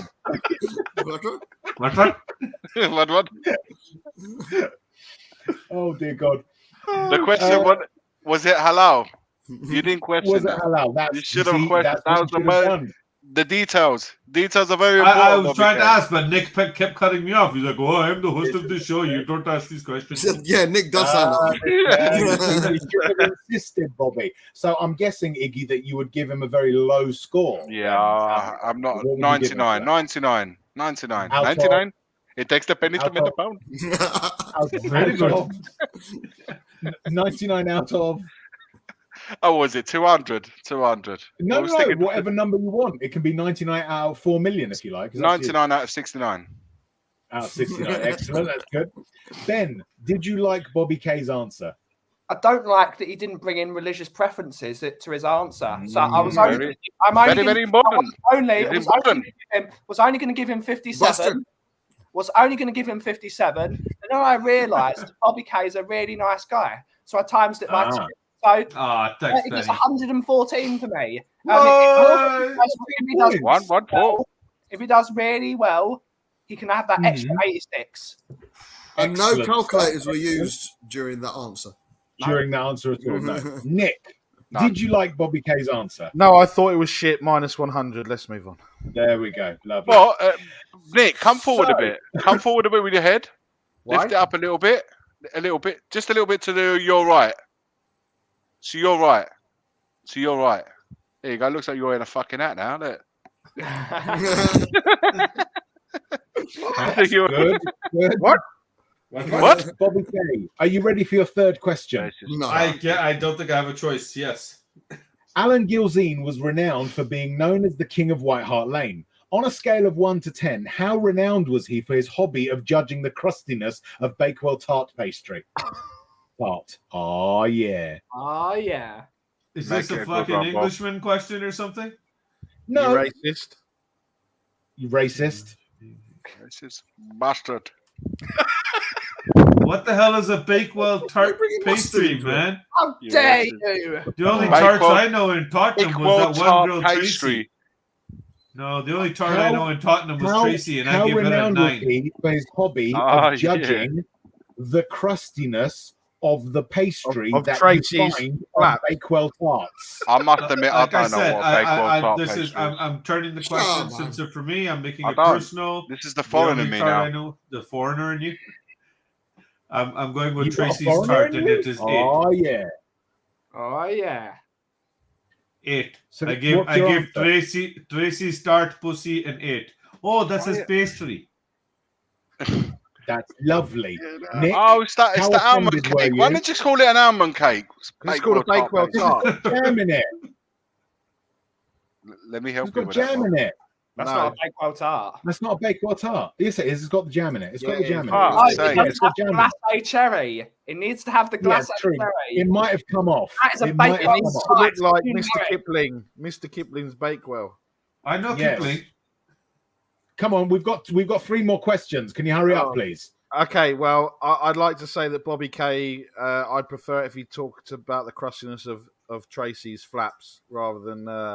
I tried. I gave her tart an 8. I gave that tart an 8. Tasteful. How many points? None. None. Ben.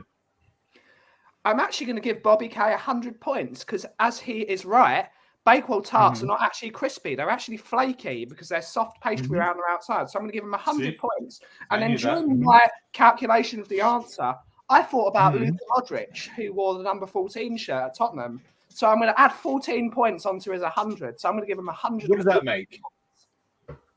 115. 114. Oh, 114. Yeah, 114. 114, yeah. Iggy, with your ignorance of Bakewell tarts, I'm still looking up and I'm still none the wiser. so how many points would you give him? It's not tiramisu, so fuck it. I'm giving him a 60. A 60. And because he's so disinterested right now in what I'm saying, I'm knocking that down to a 49. Look how disinterested he looks. I just went to look up Bakewell tarts, and all I found was all these nude photos of girls allowed. You're looking in the wrong folder again. Yeah, You said, Jay, how do I use my? I gotta get my son down here. Show me how to use my phone again. Yeah, no, I wouldn't let him look at your Google search. No. Bob. There you go. There you go. Oh, is that it? oh, yeah. Oh, There you those. Those tarts. Yeah. So, Bob, did you Tracy like, didn't look like any of answer? them. No, I don't know she about didn't. you guys, but Gilzine always, to me, reminds me of a sexual Billy? bum lube.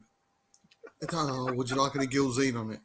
It just, I don't know, it just says bum lube to me. But for the answer, 69. 69. Excellent. Yeah, cool. Pascal Chimbonda was renowned for his sartorial skills in the province of glove wearing. On a scale of 1 to 10, which country did he represent in the 2002 World Space Hopper Inflation Finals? That doesn't make any sense, that question. That's brilliant. Yes, it does. No, it doesn't. The fact it doesn't make sense makes sense. Yeah. Exactly. Bobby knows. I don't know what part of the question to answer. On a scale to completely. 10, which country did he represent? So the country he represented was 3. 3. Good. Nick, did you 3. like that answer? No, I wasn't paying attention. It's Tree. That's Ireland, right? Tree. Oh, Tree. Yeah. Tree. Yeah. Tree. We're Did you like that the answer, fucking Nick? Irish. No, I wasn't paying attention because Laura asked me to tell Iggy. Well, first of all, she asked me if Iggy was streaming with us, and then she said, "Tell him I've just messaged my football wife." So I wasn't paying attention. So I'll have to give Bobby 10 points. 10 points. That's fine. Yay! So generous. Yeah. Iggy, did you like that answer? No, I think it was diabolical. I One, thought it was because diabolical. a diabolical answer. I don't even understand the question, so I don't know what the hell he was supposed to have answered. So for me, That's it was fine. Make a judgment based on that. yeah, I think a good 200 points on that one there, just because it was 200 so points. diabolical, really. It's so Maddening, diabolical, maddening. Maximum points, 200 out of 200. Yeah, Thank you, that's sir. Thank you, fantastic. sir. Thank you very much. Thank You're you. welcome, brother. You're so Did generous. you So like the answer? generous. It's okay. Favorite Italian. It's okay. Favorite Italian. But Ding, sorry. But ding, come in. What? Oh, ding. 1,000 points. 1,000 points. but Yeah. ding. Did you like that? Were those Indian points? No. India. It's Indian. Oh, 1,000 Stick rupees. Is it rupees? Yeah, Ah, 1,000 rupees. That's It is like 4 1,000 points. points out of 1,000 840 million. So work out a Out of percentage, whatever that is. Yeah. Yeah, so a very small That's amount. nothing. I'm going to give him, what was it? I used my calculator. I'm going to give him 57,000. But then Wow. I thought about the Fiat. I thought about the Fiat Cinquecento, which is my favourite school car of all time. So I divided 57,000 by 500, and I got 114. So 114. Wow, fantastic. Right, so I've totted up the points that they've given you, and it looks like you've come to. Oh shit, my battery ran out. I'm sorry, I don't know how many points you got. Oh, not again! That means I win. We do have a bonus question just to make up for it. Okay, Bobby, so are you ready for the bonus question? Are you ready for the bonus question? This can win it for you. If the panel like your answer, right, this could just sweep the board, right? If you get combined 100 points. Yeah. I can sweep. Okay, so when you go through the panel, just do me a favor. Don't ask Nick, Bob. That's it. Yeah, actually, Ben and Iggy are being very generous. Okay, so come to me and Bob last, and we just make it 99 and then take away whatever. Yeah. I don't know. I get the feeling that he might sweep the board with this one. The bonus question is this: on a scale of 1 to 10, how punchable is Thomas Tuchel's face? 13. Come on. Skeletor. 13. Is that your final answer?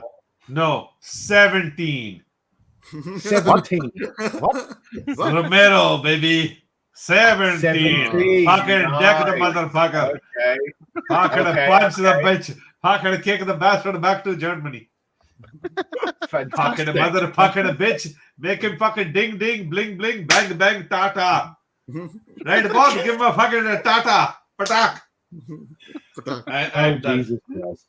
No, Jesus, I like Jesus. No, Jesus Christ is he's okay. He's okay. Long hair, brown guy. He's okay. 20 Christians in India. Yes. Lots of Christians in India. I have a guy here across the street. His name Jesus Santos. He's from South America. I'm so good at cooking. They call me Gordon Ramsing. Ram, you know Ram? I know his Gordon cousin. Ramsing. I know his cousin. Yes, Jordan Ramsing. My uncle is a tightrope walker. His name is Balan Singh. What? Yes. My poor uncle got caught. He was a mechanic. A jeep fell on top of him. We call him pinned under jeep. You racist bastards. Yes. It's Bloody sexist, racist bastards. Yeah. All our Indian followers. There goes our audience. Yeah. Certainly Indian people watching. Yeah. 26 now. It's going up. The viewers. Tim's the only Carry one on, boys. Carry Carry on. on. They're all coming from the deep south to watch us. But Bigsy! But hurry up! But, ding ding, come, everybody. Go outside. Take your laptop outside. Take your laptop, put it outside South Hall Gurdwara. You watch your viewership fucking skyrocket, baby. Yeah. When you talk about skyrockets, Rabbi Akiva said in Exodus number 14 that we must always eat off-top because it is very, very kosher indeed. We must always Rabbi Akiva always said this. Fuck yeah. We're going to get shut down. We're going to get shut down. It's turned into the Shelfside Spurs Show racist hour. My God, when I walk into a shop, I get everyone's attention because I walk in and someone goes, "Anybody order a taxi, mate?" Good. All eyes on me. Right. Back to the actual question. Yeah, I think Rez, he got 100 points. He wins the game. Let's move on. Yeah. I think we should just move on as soon as possible. Well done, Bobby. You won. Now you fucked up the other mic. No, this is the one not working. It's okay. Round of applause. Thank you. I want to thank the little people, the big people, the fat ones, the skinny ones, the white ones, the brown ones, the black, the yellow, the green, the blue. I love you all. Carl, in answer to your question, Bobby. Absolutely every fucking one of them. Every fucking race. Right? Wait till Saturday night, mate. Wait till Saturday. We are equal opportunity racists, right? We will take the piss out of every race, including our own, right? You should be called In the Wall Pump Up. Yeah. Oh my God, no In the Wall Pump Up show.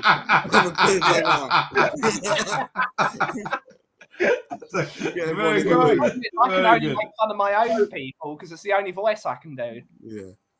Yes. So we've got a special one. I don't know if you guys are aware. Some of you will be, some of you won't be. But often some of us will attend Ben's coffee shop and hold an inaugural Paul Stewart themed competition. Yes. And I thought that as he's on the show today, I thought it was time for the annual inaugural Spot the Ben competition. It's that time. Okay. So what I'm going to do, I'm going to show you a picture. And you need to spot where Ben is. I know. Right? I know where he is. Apart from Nick. Yeah. And okay. Ben. And Ben himself, of course. If we play Spot the Nick, it'll be easier to find. Right? Well, you'll see. You'll see how easy it is. Okay. So I'm going to share a screen. I'm going to share a screen with you guys. Yeah. All right. Just let me find it first if I can. Oh, apparently I'm not allowed to share that one. Oh, that didn't work very well for that. I can tell you where Ben is. I know you can tell where Ben is. He's there. Over there. He's right there. Rez, over there, man. Come on, Look Rez. Look at left, man. Right. Hold on. No, apparently I can't share this particular app. So if you can spot where Ben is now, you get 4 points each. He's right here on my screen. Yeah. Good. I can see him there. It's right there. Excellent. I'm touching his nose right now. Thank you, Benny. Like that, Benny? Huh? Bob gets the points because that's just very disturbing. Bob gets the points though because he treated this with the contempt that it deserves. Yes. And just fix his mustache. Give him a little Indian twist there for him. We're now going to get to our regular Bob's medical corner spot. So, Bob, you wanted to tell us about developments in medicine. Yeah, well, I've had quite a few prostitutes contact me this week. You're welcome. Anyway, no, it's I don't know if it's medical, but I've had quite a few prostitutes contact me this week, telling me how they're suffering because of the hose pipe ban. I've just told them to have cigars instead.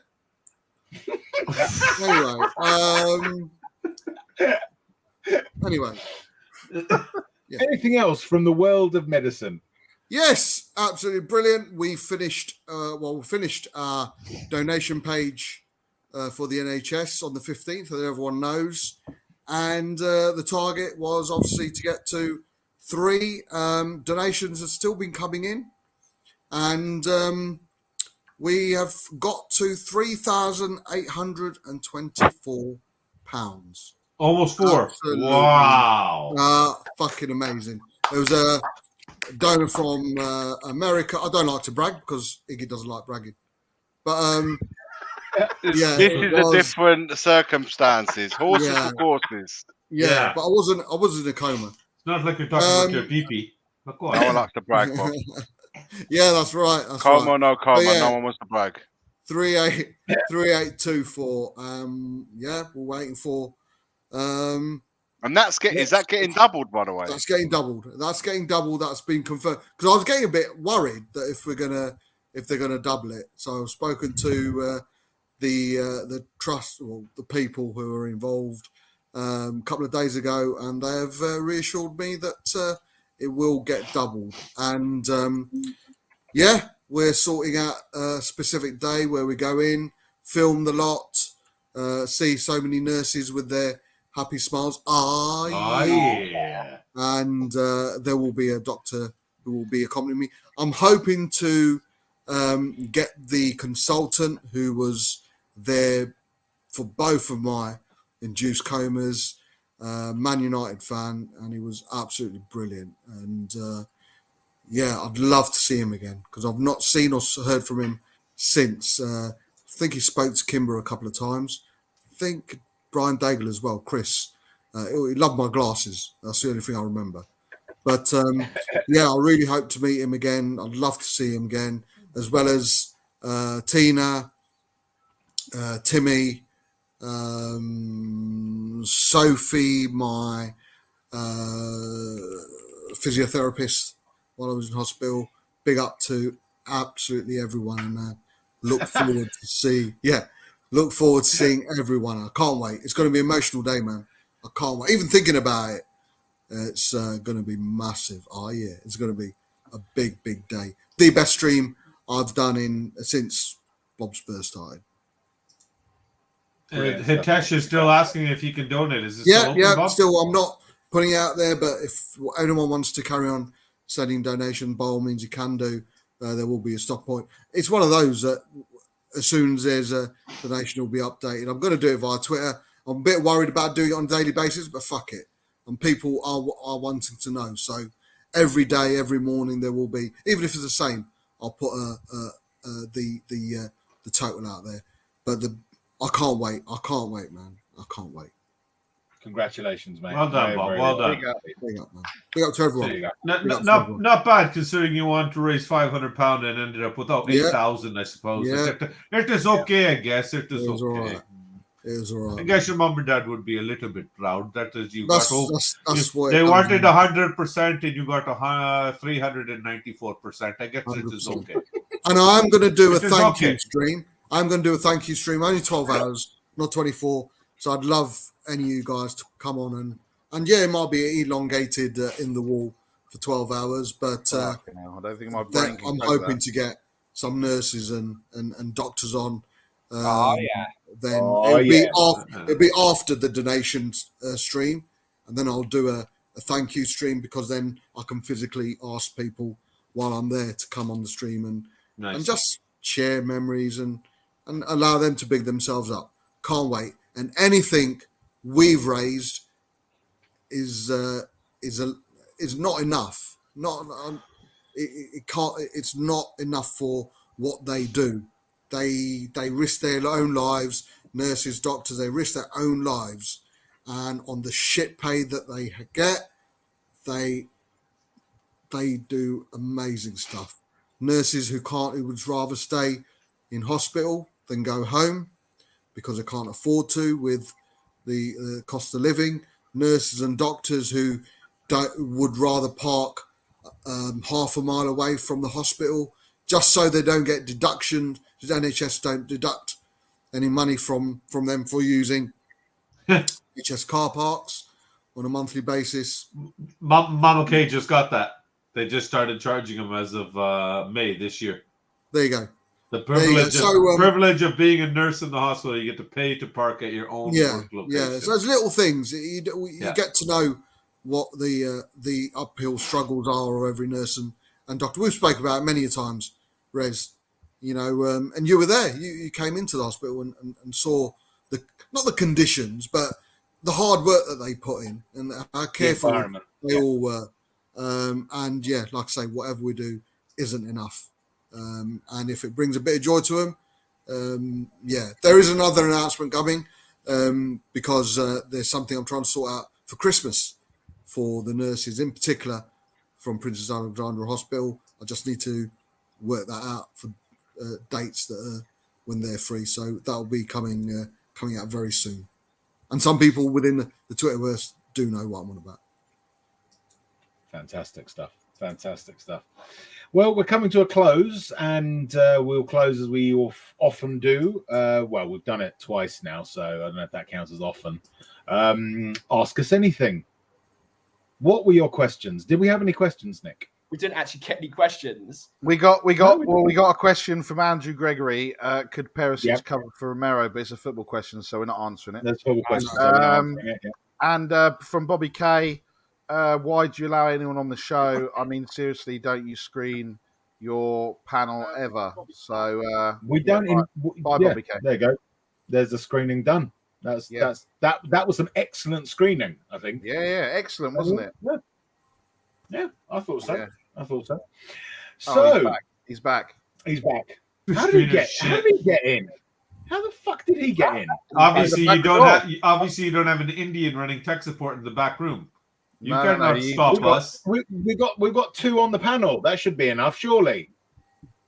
Oh, I'm supposed. I'm the screener. Oh, that's how I got there. Your job, Bobby K. Why do you think we invited you this week? Oh, Jesus. Anyway, let's go around.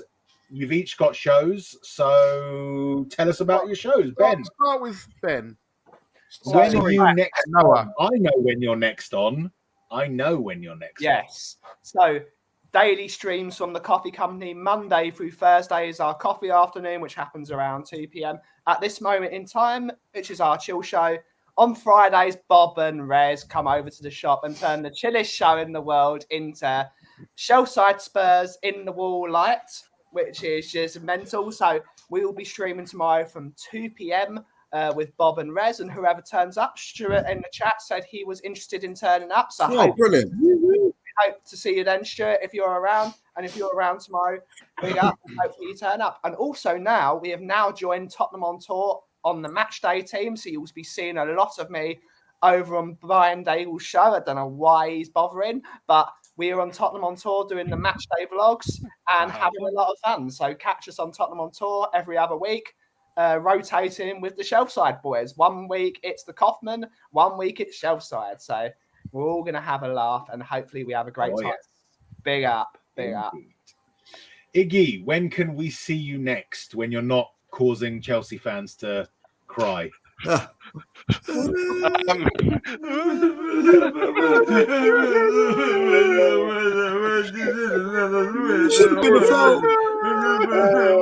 were at home.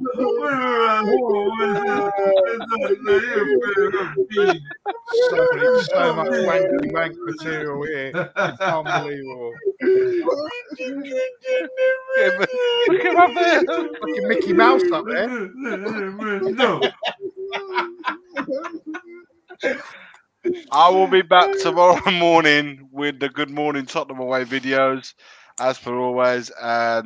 Also, yes, tomorrow night, the boys will be on, and girls, they'll be on our show, which Spurs Americana should be starting at. God, I forgot what time it starts. I think it's the late one because it's they're going with the American time. I believe it is going to be at, bear with me just 1 second, I think it's going to be around 10 o'clock, 10 p.m. 10 p.m. our time. So whatever. The Chelsea fans will be in bed for school that thing by then. And they're so stupid they don't know it's a Saturday the following day. They don't know it's a Saturday. Yeah. Go Saturday school.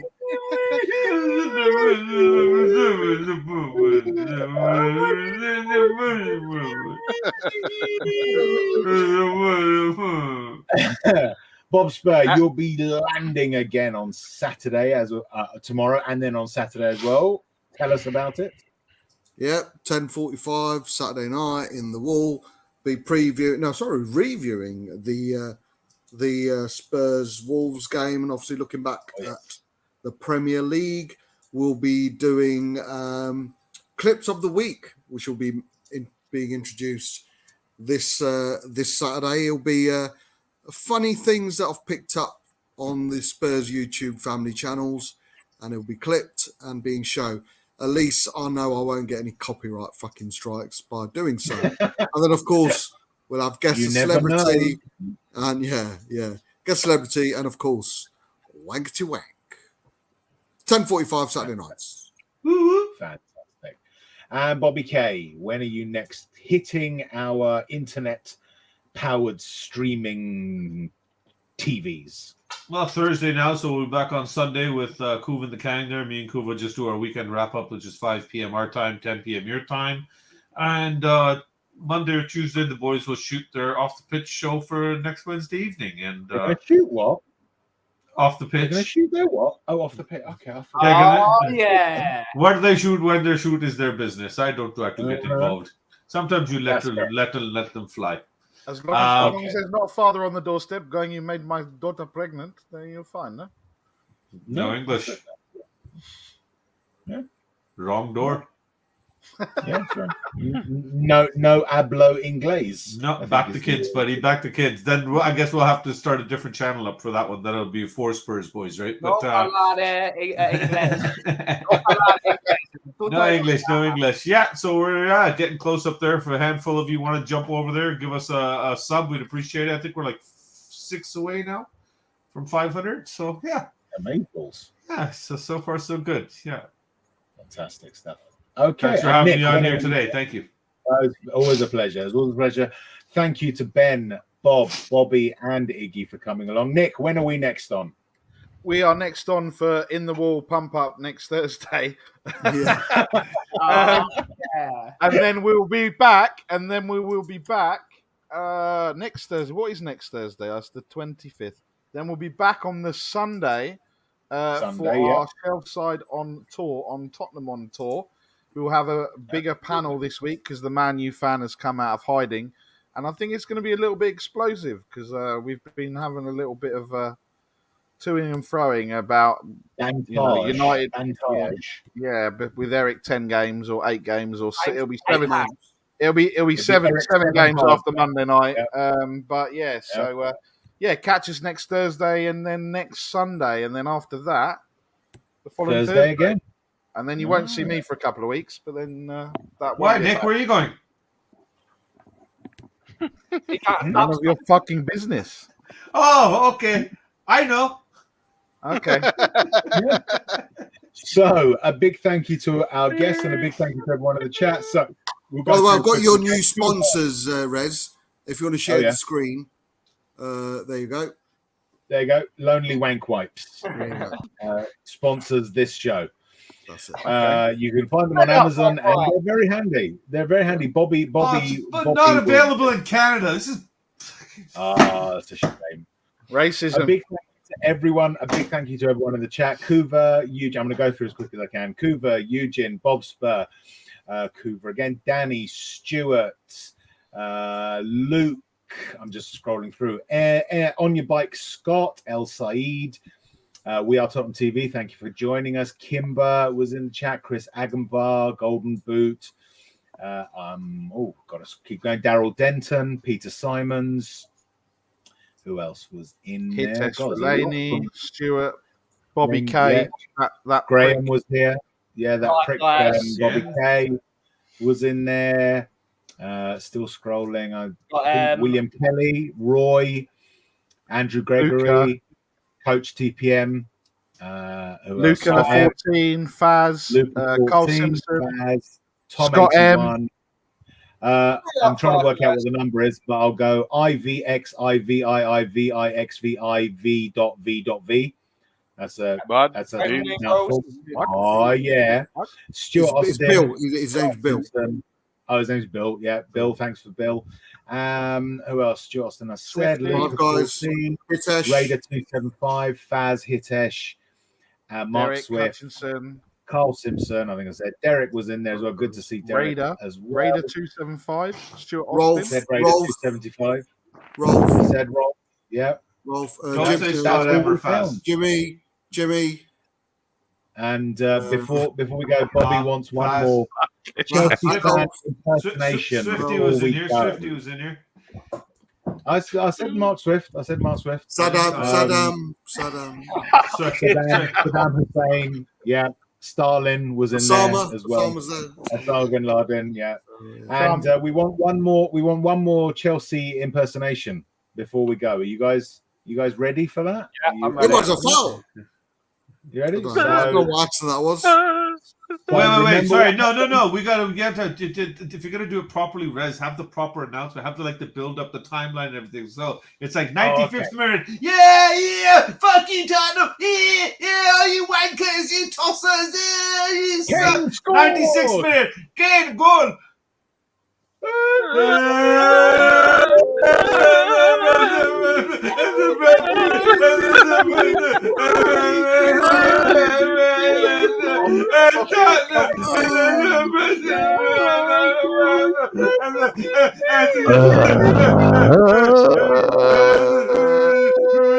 Anthony Taylor.